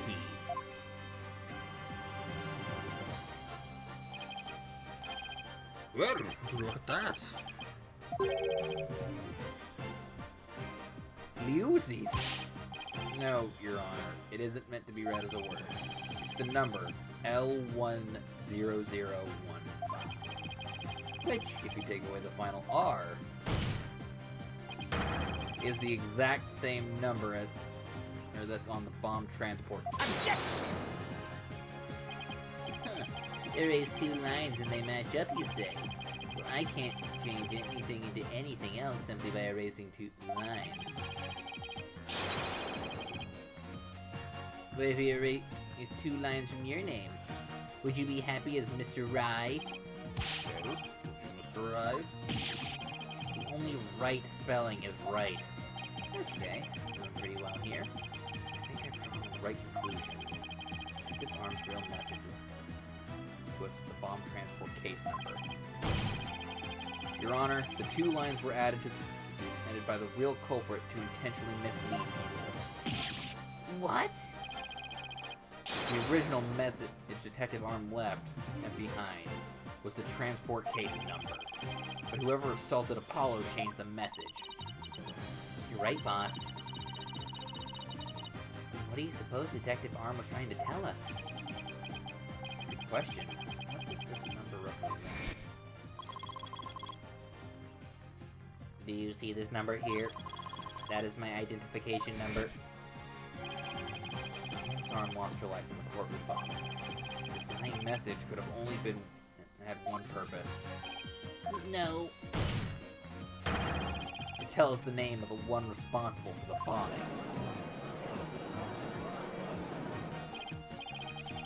Well, don't keep us in suspense, Mr. Wright. Tell us who she was trying to name. The culprit that the victim was trying to identify is none other than... Take that! The defense wishes to indict Mr. Ted Tonate on the charge of the courtroom bombing. Ted Tonate? Apparently disabling bombs isn't Mr. Tonate's only specialty. Somehow the victim must have realized that he was the bomber. So when she was caught in the blast, she left this bomb transport case number as her dying message. She used Mr. Tonate's own ID number to finger him for the crime. Objection! Why would anyone go out of their way to write an ID number? Wouldn't they simply write the person's name? Got a good point there. You have to say to that, Mr. Wright.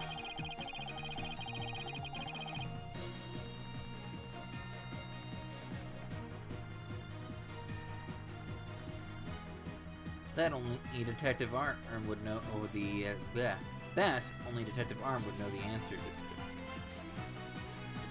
to. Okay. That only Detective Arm would know the answer to that. But allow me to offer a theory. Perhaps Detective Arm couldn't recall Mr. Tonate's name in the heat of the moment. As I recall, this was the first meeting between the two. It's entirely possible they wouldn't have been familiar with each other. Or maybe using the ID number was a way to hide its true meaning from the real culprit, thus lowering the odds that they would erase the bloody writing. But no matter the reason, the important thing is the meaning behind her message. The fact remains that she wrote Mr. Tonate's ID. Objection! Now, just one moment here. There hasn't been any proof yet that this was indeed Detective Arm who wrote it. The bloody writing wasn't found during the investigation after the blast. If Detective Arm had left the message, it should have been found at that Objection! time. Naturally, Mr. Tonate hid it before anyone could discover it. And there's a simple explanation for how he was able to do so. What? Mr. Tonate was able to cover the message up because he's the first to find the body. The first person to discover the bloody writing was Mr. Tonate himself. I was the first on the scene after the explosion. I went there to ensure the safety, but I ended up discovering a dead body.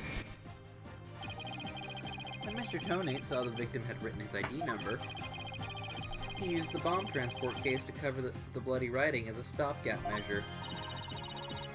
Oh, so that's why the message in blood was under the transport case. He didn't have enough time to try and scrub away the writing. If he didn't report the body right away, he would look suspicious. So those letters lived on to serve another function. When Mr. Tonate used them in another incident. Oh, the assault on Mr. Justice. Exactly. Mr. Tonate hit upon a plan to use the bloody writing for his own purposes. So he didn't clean it away. Instead, he made it look like Mr. Justice wrote it, by adding 2 lines to the writing that Detective Arm left behind. He changed the meaning of the message. He made it look like Mr. Justice was accusing Miss Woods of the attack. So that means... The only person that could have altered the bloody writing of the courtroom bomber, or was the courtroom bomber, who was the same person that assaulted Mr. Justice. And that person is Ted Tonate. Yeah. I want to blast that ugly hairpiece off his head like Mia did to his brother.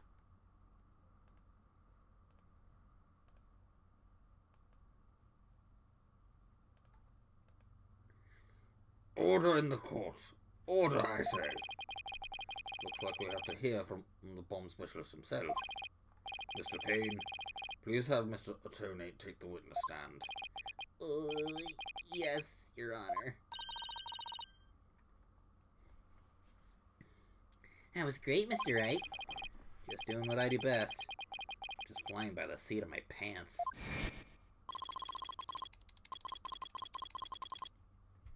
Dismantling the case is yours. Do you think you can handle it? I look forward to seeing you try. Finally drawn Mr. Tonate back to the witness stand. Looks like you'll get your wish, Goggle Man. Now watch me take your lies apart.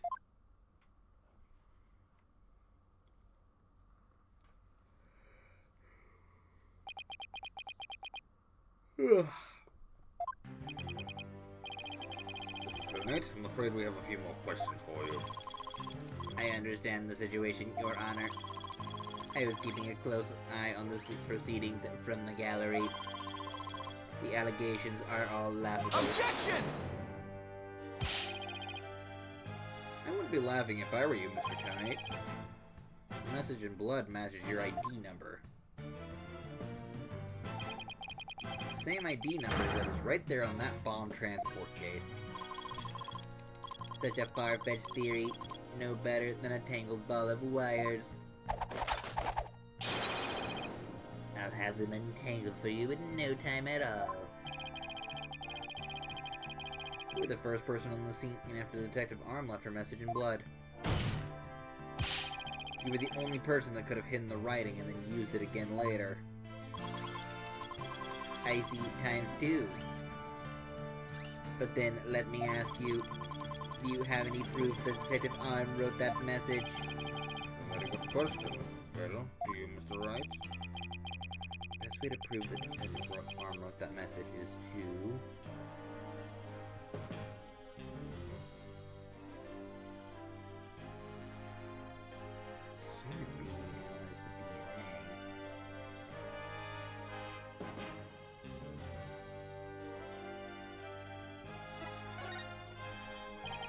Your Honor, I request that the DNA be performed on the blood itself. Once we know whose it is, it'll be obvious who wrote that message.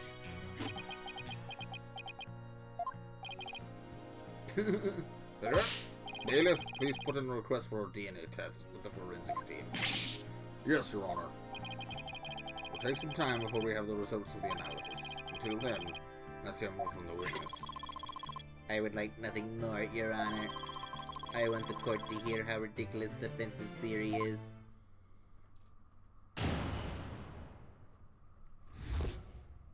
After the explosion. I admit I was the first one on the scene after the explosion. But there was no bloody writing there at the time. Anyway, there is no way Detective Arm could have written it. She struck her head on rubble and died near the courtroom entrance. She was too far away from where the bloody message was found. Sorry, I had a typo.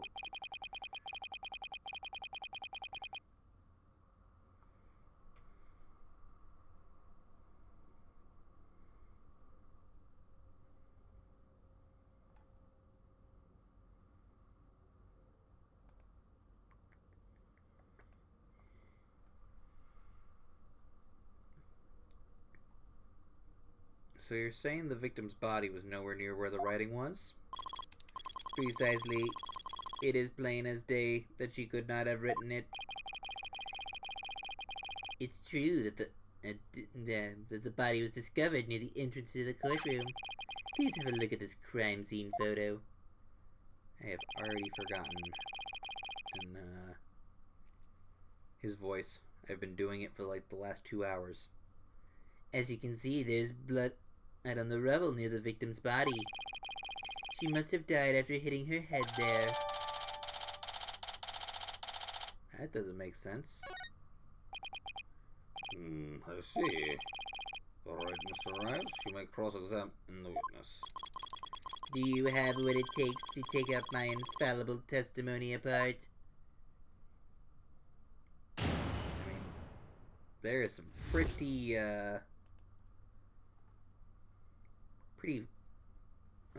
fallible testimony in there.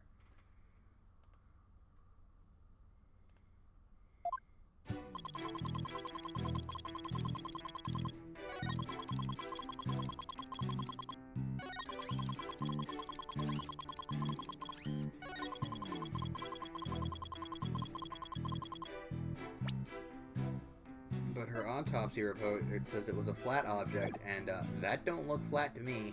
That looks like a corner.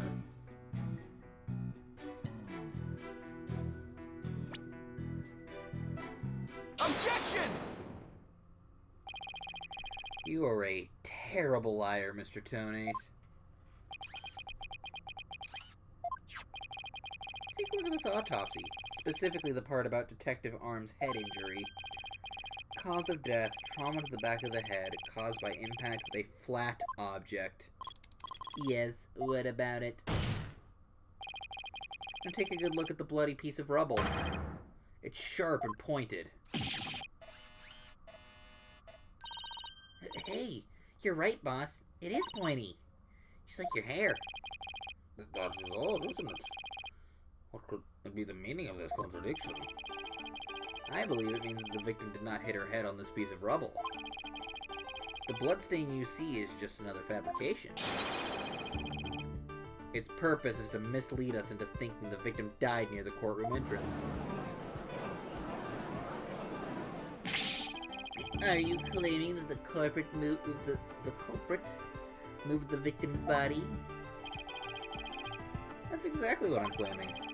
The victim hit her head at some another location. Most likely on the floor, or some other flat surface. And this location was somewhere near the bloody writing was found. In that case, she definitely could have written the message. Your Honor, we have the results of the bloodstain analysis. Well, very good timing. Let's take a look. According to this report, the message was written in Detective Arm's blood. And, as the defense claims, only the parts of the message that were added afterwards were written in Mr. Justice's blood. It would appear the defense's assertion was correct after all. Aha! Yes, you did it! You're right, boss! Now I have to drive it home. I have to take a good look at the bloody writing and analysis later. 11-1. Mr. Tonate, it is now apparent that you have told several lies to this court. Hope you have some sort of explanation for yourself. Dot. Fine, I will confess. You will? Then why are you so calm? This time, I will tell you the truth.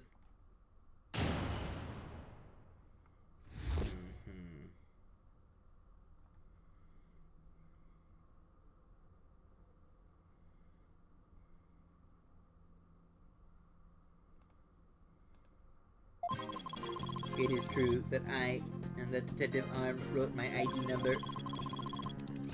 She very plainly wrote L10015R. I was shocked, but I did not detonate the bomb. Detective Arm must have mistaken me for the real bomber. Not wanting to be accused, I moved the body and covered the writing. My bad. I see. So it's your assertion that you merely moved the body, is that it? That is correct. I did not kill Detective Arm. Oh, well, if that's all you did then. Wait a minute. That in and of itself is a criminal act. Glad to see you finally crossed that finish line, Your Honor. Very well. Your cross-examination, please, Mr. Wright.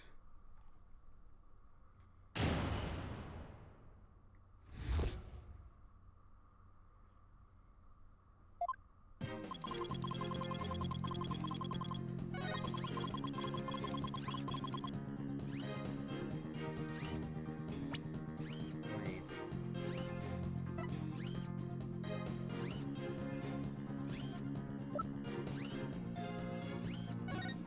But you can't see, there's not an R there.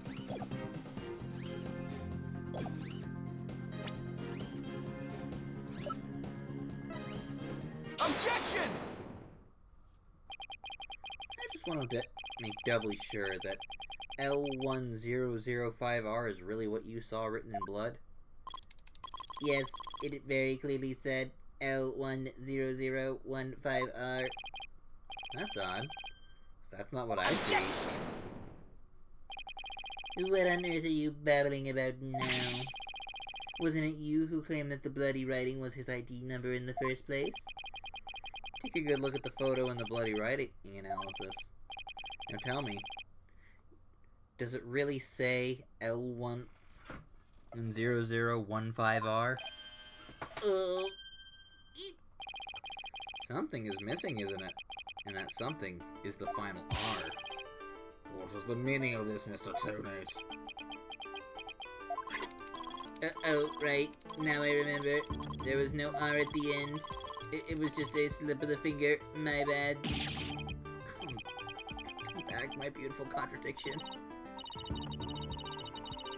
Mr. Wright, I'm not so sure it was just a simple slip of the finger. You have something for me, Athena? I sense that he's extremely agitated, almost panicked. He does look pretty flustered. Well, Mr. Wright, it appears it was nothing more than a mere mistake. I don't know. Did he really just make a typo? What about that R?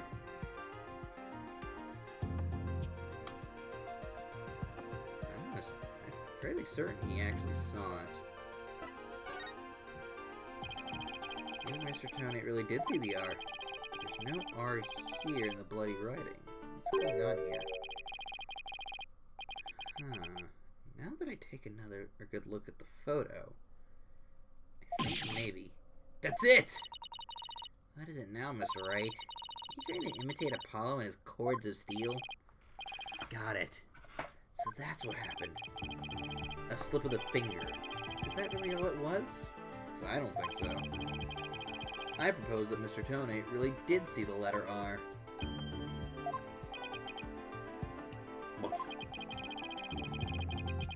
The photo clearly shows there is no R. No, Your Honor. Actually, it shows just the opposite is true. The photo shows that Mr. Tonate actually could have seen the R. If you're going to make that claim, you'd better be able to point out what you mean. What part of the photo shows that Mr. Tonate could have seen the R? Take that! Please look here to the right of the 5. You see a little bit of red? Oh, I see it. Just on the edge where the floor is broken up. That's the R that Mr. Tonate saw. Objection! It's true that the witness wears some very odd goggles, but that doesn't mean his eyesight is as bad. No, his brain power. Brain power. What part of that little smudge looks like an R? Objection! But what Mr. Tonate saw wasn't that little smudge. There's a whole incomplete R written there before the floor was damaged by the explosion. Oh, well, that explains it. Huh? Care to explain what you mean? Because you just proposed everything happened in the exact opposite order. Yep. Because that's the way it really went down. The timing of when the R was written turns everything about this case around. Now then, if the floor was damaged by the explosion, when was the message written? With the bloody message running off the edge of the damaged floor like that, you can only conclude that it was written before the explosion. But that's ridiculous. That was true. It overturns your own premise. That's right, it does. In fact, it turns everything upside down. The victim was not killed by the explosion in the courtroom. She was killed before the explosion ever occurred.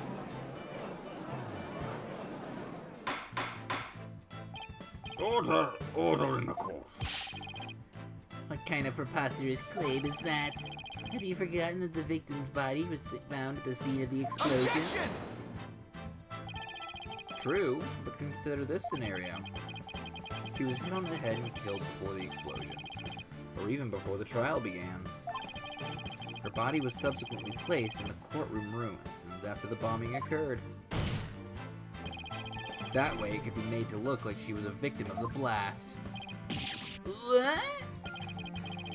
Sounds like we had a better look into the victim doing that. Sounds like we had a better look into what the victim was doing before the trial. Mr. Payton, did anyone see Detective Om before the trial? Let's see.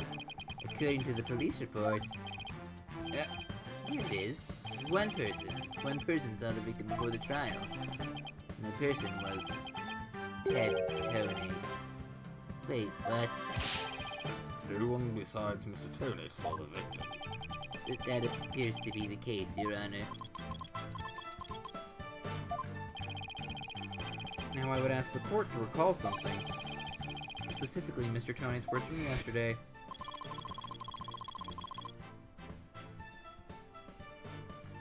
When Detective Arm and I were reporting the bomb. Oh my! Mr. Tonate, just before the trial, you were with the victim. Two of you who were together at the scene of the crime, courtroom number 4. Keyboard bash.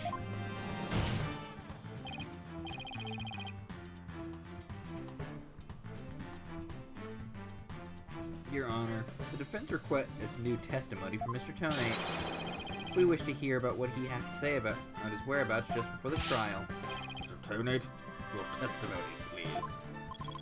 My testimony, there is no need for... He's completely unnerved, Mr. Wright. You must have hit the nail on the head. Because all I did was transport the bomb to the courtroom. I already told you. God, blast this thing. I was only in the courtroom with the victim because of our work.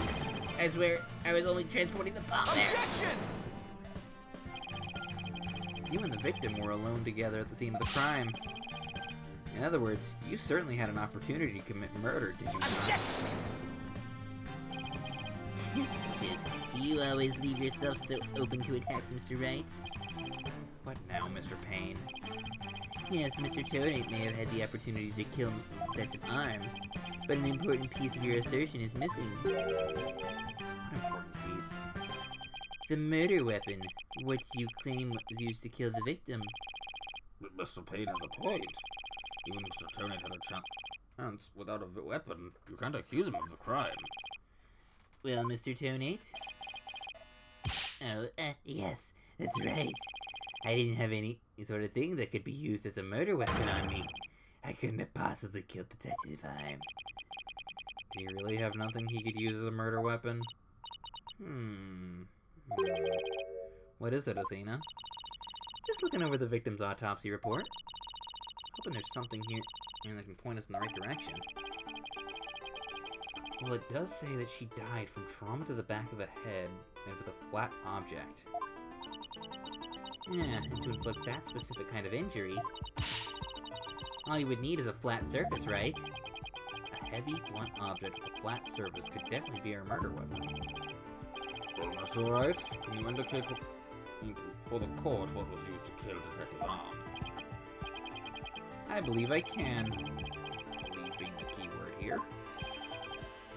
You can? Please do so now. What did Mr. Tonate have that could be used as a murder weapon? The bomb. Take that! 10 pounds. Mr. Tonate, you say you didn't have anything that could be used as the weapon. But in fact, you had the perfect thing. What? What in the devil are you talking about? You had this. That's the bomb! I thought you were trying to prove the victim wasn't killed by the bomb blast. Bomb blast? No. But I believe Candace Arm was killed, or was killed with this bomb. Because this is the blunt object that delivered the fatal blow to her head. Please recall the description of Detective Arm's head wound. Trauma to the back of the head caused by impact with a flat object. We assume this injury was sustained when her head hit the floor. But a blow from any flat object, or from any flat side of this bomb would produce the exact same wound pattern.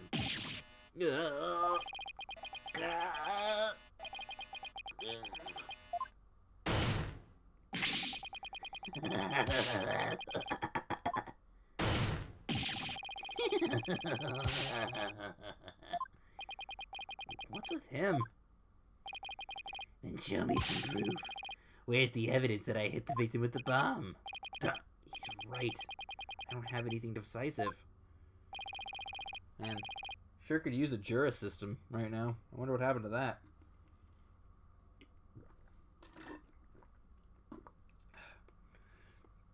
Did you find any of the victim's blood on this bomb? That would be decisive proof. But too bad. The bomb is blown to bits. It's long gone. Boom! Game over. Yeah. Mr. Wright, is there really nothing on the bomb in this photo? It is cracked on the screen. I don't see any blood or anything. Wait, the timer display is a little broken there. Maybe it broke when it made contact with Detective Arm's head. It's definitely a distinct possibility. Unless we find a fragment with the blood victim on it, it's not gonna count. I guess you're right. Setting up the bomb. Tonate managed to obliterate all traces of the murder weapon. What in the world do I do now? Times like this, I've got to change gears and look at things in a different way.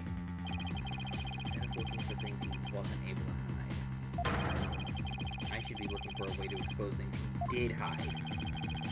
Ted Tonate murdered Detective Arm before the trial started. And he placed her body in the courtroom after the bomb went off. there was something he needed to keep hidden until then. And I think I have just the thing. Time to present the photo. The photo that shows exactly what Mr. Tony had to hide.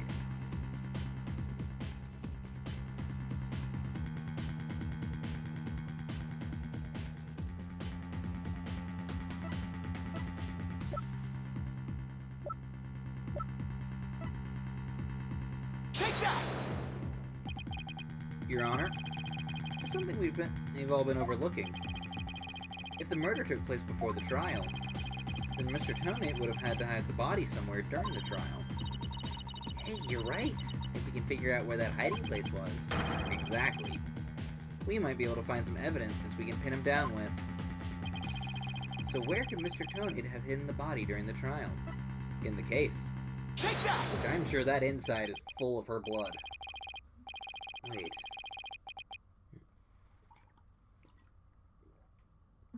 A box big enough for a body. A box that was in the courtroom the whole time. A box nobody would touch if they thought there was a bomb in it. Mr. Tonate? What is it? Do you finally have some decisive evidence to show me? No, you're the one who's gonna show it to me. Come again? You heard me. Now show me what's inside that bomb transport case. What? Why? No, there's no need. I've got him now. Just before the trial, you killed the victim with a blunt object. And then you placed her body in the ruins of the courtroom after the bomb went off. Clearly you were trying to make it look like she died in the explosion. But where was the body hidden during the trial? No, I hadn't thought of that. The answer is right here. Inside the box made of thick alloy plating that can withstand any impact. No, that's completely false. If it's false, you should have no objections to showing us your transport case. So, let's open it up and take a look inside, shall we?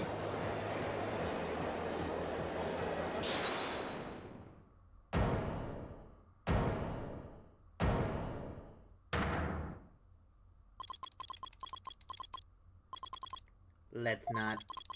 Not if you value your life. What's he up to now? Remain calm and listen carefully. This bomb will detonate in 5 minutes. What? Huh? I repeat, this H3000 will detonate in 5 minutes. What's going on? Your Honor, I recommend you adjourn this trial before this bomb goes off.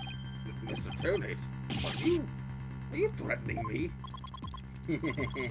I am the only one who can disable this bomb. If you do not want to die, your only option is to listen to me. But Mr. Tonate, did you say that's just a practice or a training model? A fake one to practice on? I did, but I also lied. This is the real deal. This is the HH3000.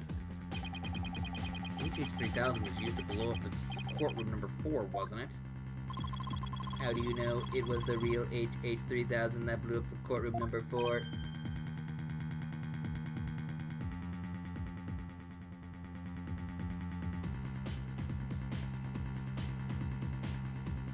Huh? The bomb that blew up the courtroom was a different one. One that I made. What? Are we to take that as a confession on your part? Take it any way you would like. But just before the trial, I took the real HH3000 out of the bomb, or out of the stuffed animal, and put my own bomb into it. That was the bomb that exploded and destroyed courtroom number 4. Mr. Tonate, please be reasonable. Do you really expect us to believe a crazy story like that? The HH3000, it is so unique. I had never seen anything like it. It's so unique that I could not replicate the detonation mechanism. So I just had to have it. Besides, did anyone look inside the stuffed animal during the trial? Did anyone check to see if it was really, was the HH3000 in there? I must confess, no one opened the stuffed animal to check. So there really is a possibility that the bomb was switched out? No, not a possibility. A certainty I did it. So we had a real bomb on it with him this whole time? You had better get out of here while you can. You do not have much time.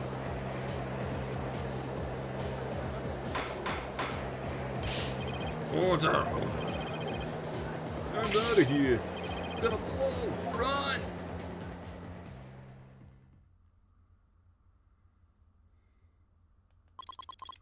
You four are still here. Well, aren't you brave? It just wouldn't do for the judge to be presiding over this court to run. That horrible explosion the other day. Judge looks like he's about to book it for the nearest exit any second. As for Mr. Payne... that is... That's a fun animation. And he's off. Mr. Wright, what do we do? Pretty pathetic to run now, wouldn't it? But the bomb might really go off. Only 3 more minutes, folks. Really, the HH3000? What should I do? They don't really feel... It doesn't feel like, it's a choice, but I don't feel like it's an actual choice. Can't run now. Well, it's been fun, but I will be going now with my dear HH3000 naturally. Oh, and by the way, I would advise against having me followed. Even with no remote switch, this bomb can still be triggered manually. If I think I'm being followed, I will detonate it on the spot. Farewell. Hold it! You're not going anywhere, Ted Tonate. Oh. Your Honor, there's no reason to be afraid. That bomb is a fake. Ooh, is this the new Pursuit theme? Oh, this is a good one. They really upped with the violins in this one. Are you sure, Mr. Wright? More of your famous bluffing, even at the risk of your own life. Mr. Wright? None of your bluffing now. Not at a time like this. Violins are... lives are on the line here. Violins are on the line. You heard it here, folks. Violins are on the line. I'm not bluffing, and I approve. You do? Yes, of course, Your Honor. It's right here in the photo of the bomb, clear as day. Proof that Mr. Tonate's bomb is not the real HH3000. Really? How put it then? Immediately. Where is the proof that Mr. Tonate is not holding on to the real HH3000?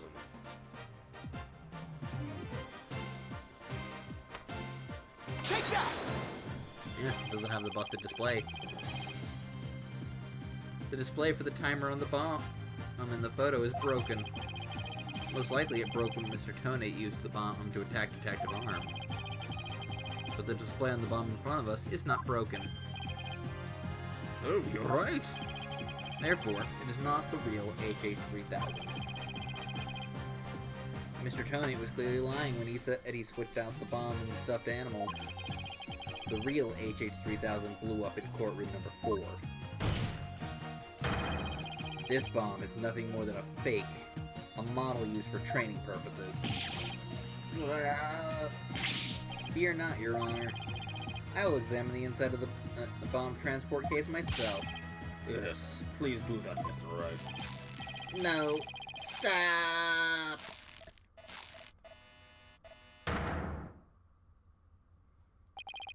What is that?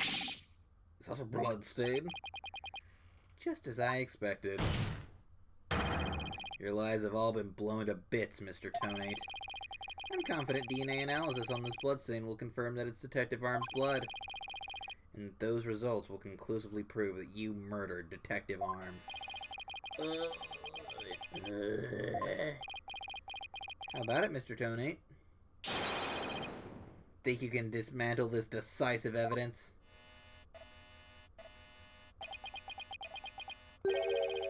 Dismantle it. Dismantle it. You're too late.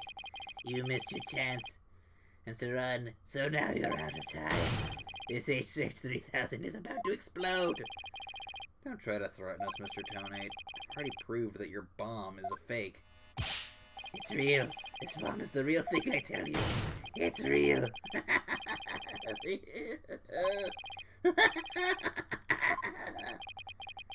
Mad Barm, a party of one. There's no time left. It's going to blow. I have to disarm it. I have to take it apart. I can dismantle anything. I can take apart evidence. I can take apart bombs. I can dismantle it all. Dismantle, dismantle, dismantle, dismantle, dismantle, dismantle, dismantle, dismantle. I'm not gonna make it. Stop.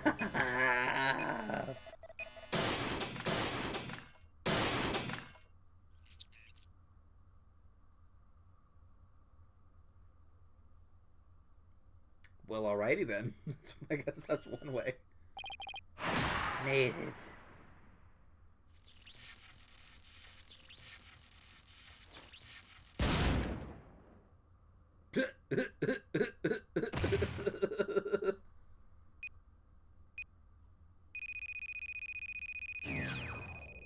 Game over. Dismantle attempt failed.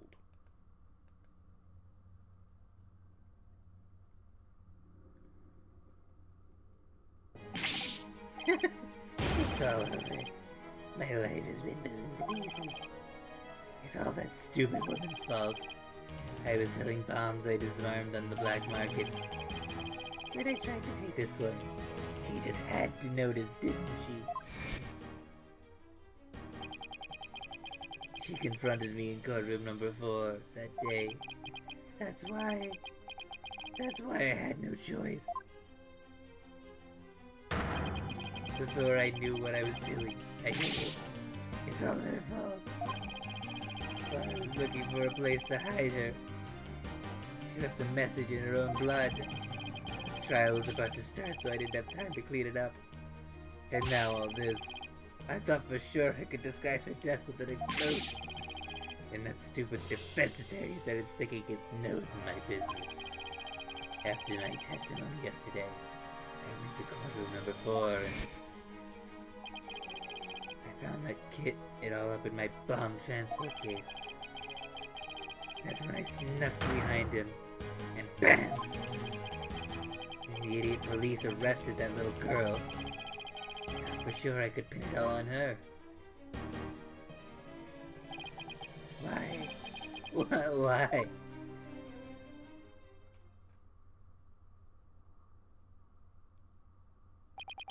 Tentonate, you are hereby under arrest on suspicion of the courtroom bombing and the assault on Mr. Justice.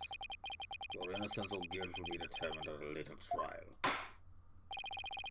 Now then, see that the members of the public have returned. I see that the members of the public have returned to the gallery. One person, however, seems to still be running far, far away. Be that as it may, I will now announce Miss Juniper Woods' verdict. Not guilty.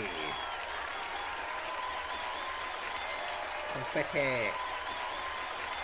Okay, you can see like actual people around.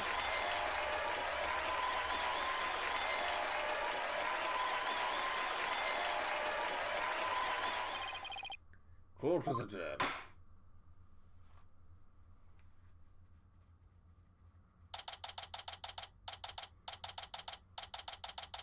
Alright. December 18th, 12:30 p.m. Jeez Louise, we were in that courtroom for hours. District Court, Defendant Lobby number 5. You did it, boss! Yeah. I guess we managed to pull it off somehow. So many mysteries cleared up all at once. It was amazing. Just sort of worked out that way, didn't it? Not the kind of thing that usually just works out. You made it happen. And the way that mean old prosecutor hightailed it out of there, that was great. Mr. Wright, Tina, thank you for everything you did for me. I'm so happy for you, Junie. Now you can go back home to the forest in peace. I hope the both of you will come and visit me there sometime. That'd be nice. Thank you for the invitation. I don't know, Mr. Wright. I'm not so sure you can make it all the way up to Junie's house. How high up do you live again, Junie? Around 3,000 feet, I think. What? It's no forest, that's a mountain. But you know, boss, something that still bothers me about the case. One little mystery we never got around to solving. Oh, that. Yeah, I was wondering about that too. The unsolved mystery you're thinking of...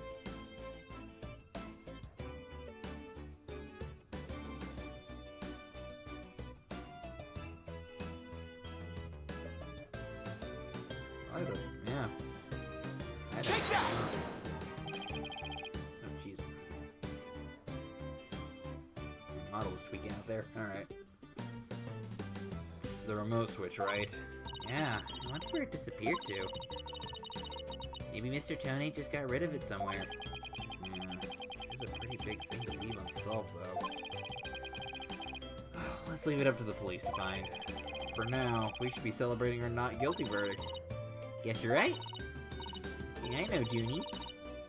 Shall we go report the good news? You know, to that certain someone? Okay. Huh? Her grandmother? No, silly, to Apollo. Oh, right. Why don't we all go to the hospital together to see him? Great idea. Bet he's bored out of his mind. Okay. So the courtroom bombing case came to a close. The next trial was just over the horizon. It's never a dull moment with so many lawyers in the office, that's for sure. Apollo Justice, Athena Sykes, and me, Phoenix Wright.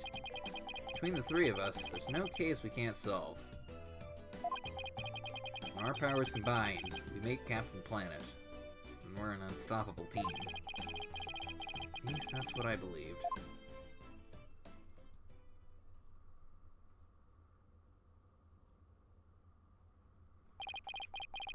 But all of that changed with what Apollo said to us that day. Something that put my faith in us to the ultimate test.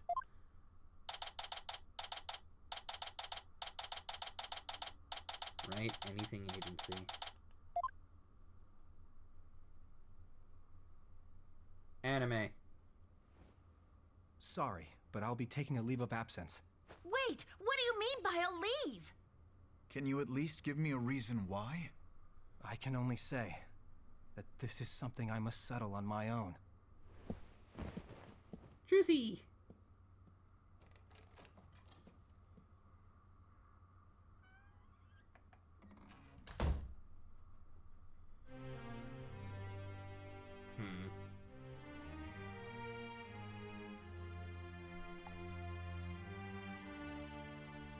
Oh, why, Apollo? Why are you shutting us out?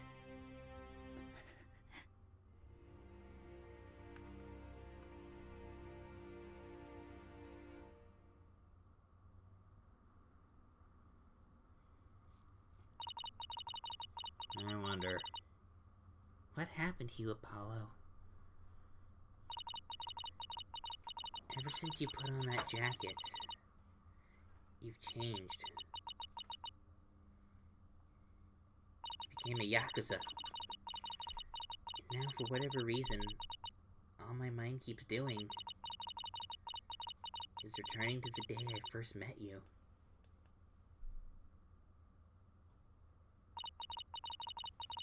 We had tackled our first case together. He and I, this past spring. And as we did, I came to know who he is and how he thinks. It was a very peculiar case. One in which the victim was killed by a mythical creature.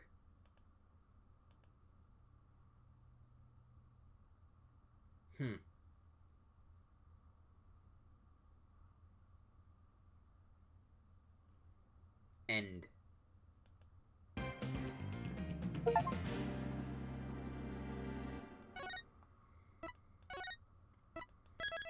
Alrighty.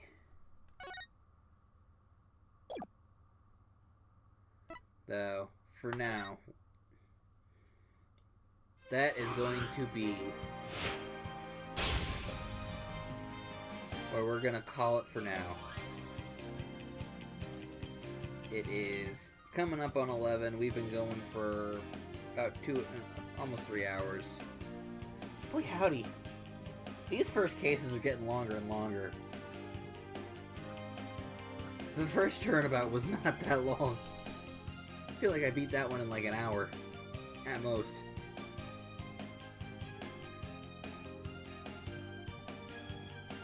But, Steve,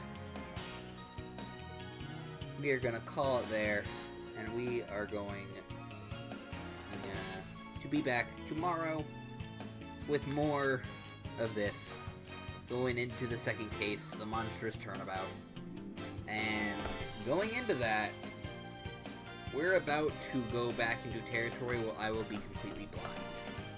Because I have all 3 of these games on my 3DS, and I finished Apollo Justice, but I only ever got through, like, the first court segment of Case 2, through here, and then got partway through the second investigation segment, and then put the game down and just hadn't picked it back up. So, we're about to re-enter blind kaiju territory. And I am very excited to get back into blind kaiju territory. But that is for another day. For now, I do believe it is time to go. And I think we're going to find something to rate.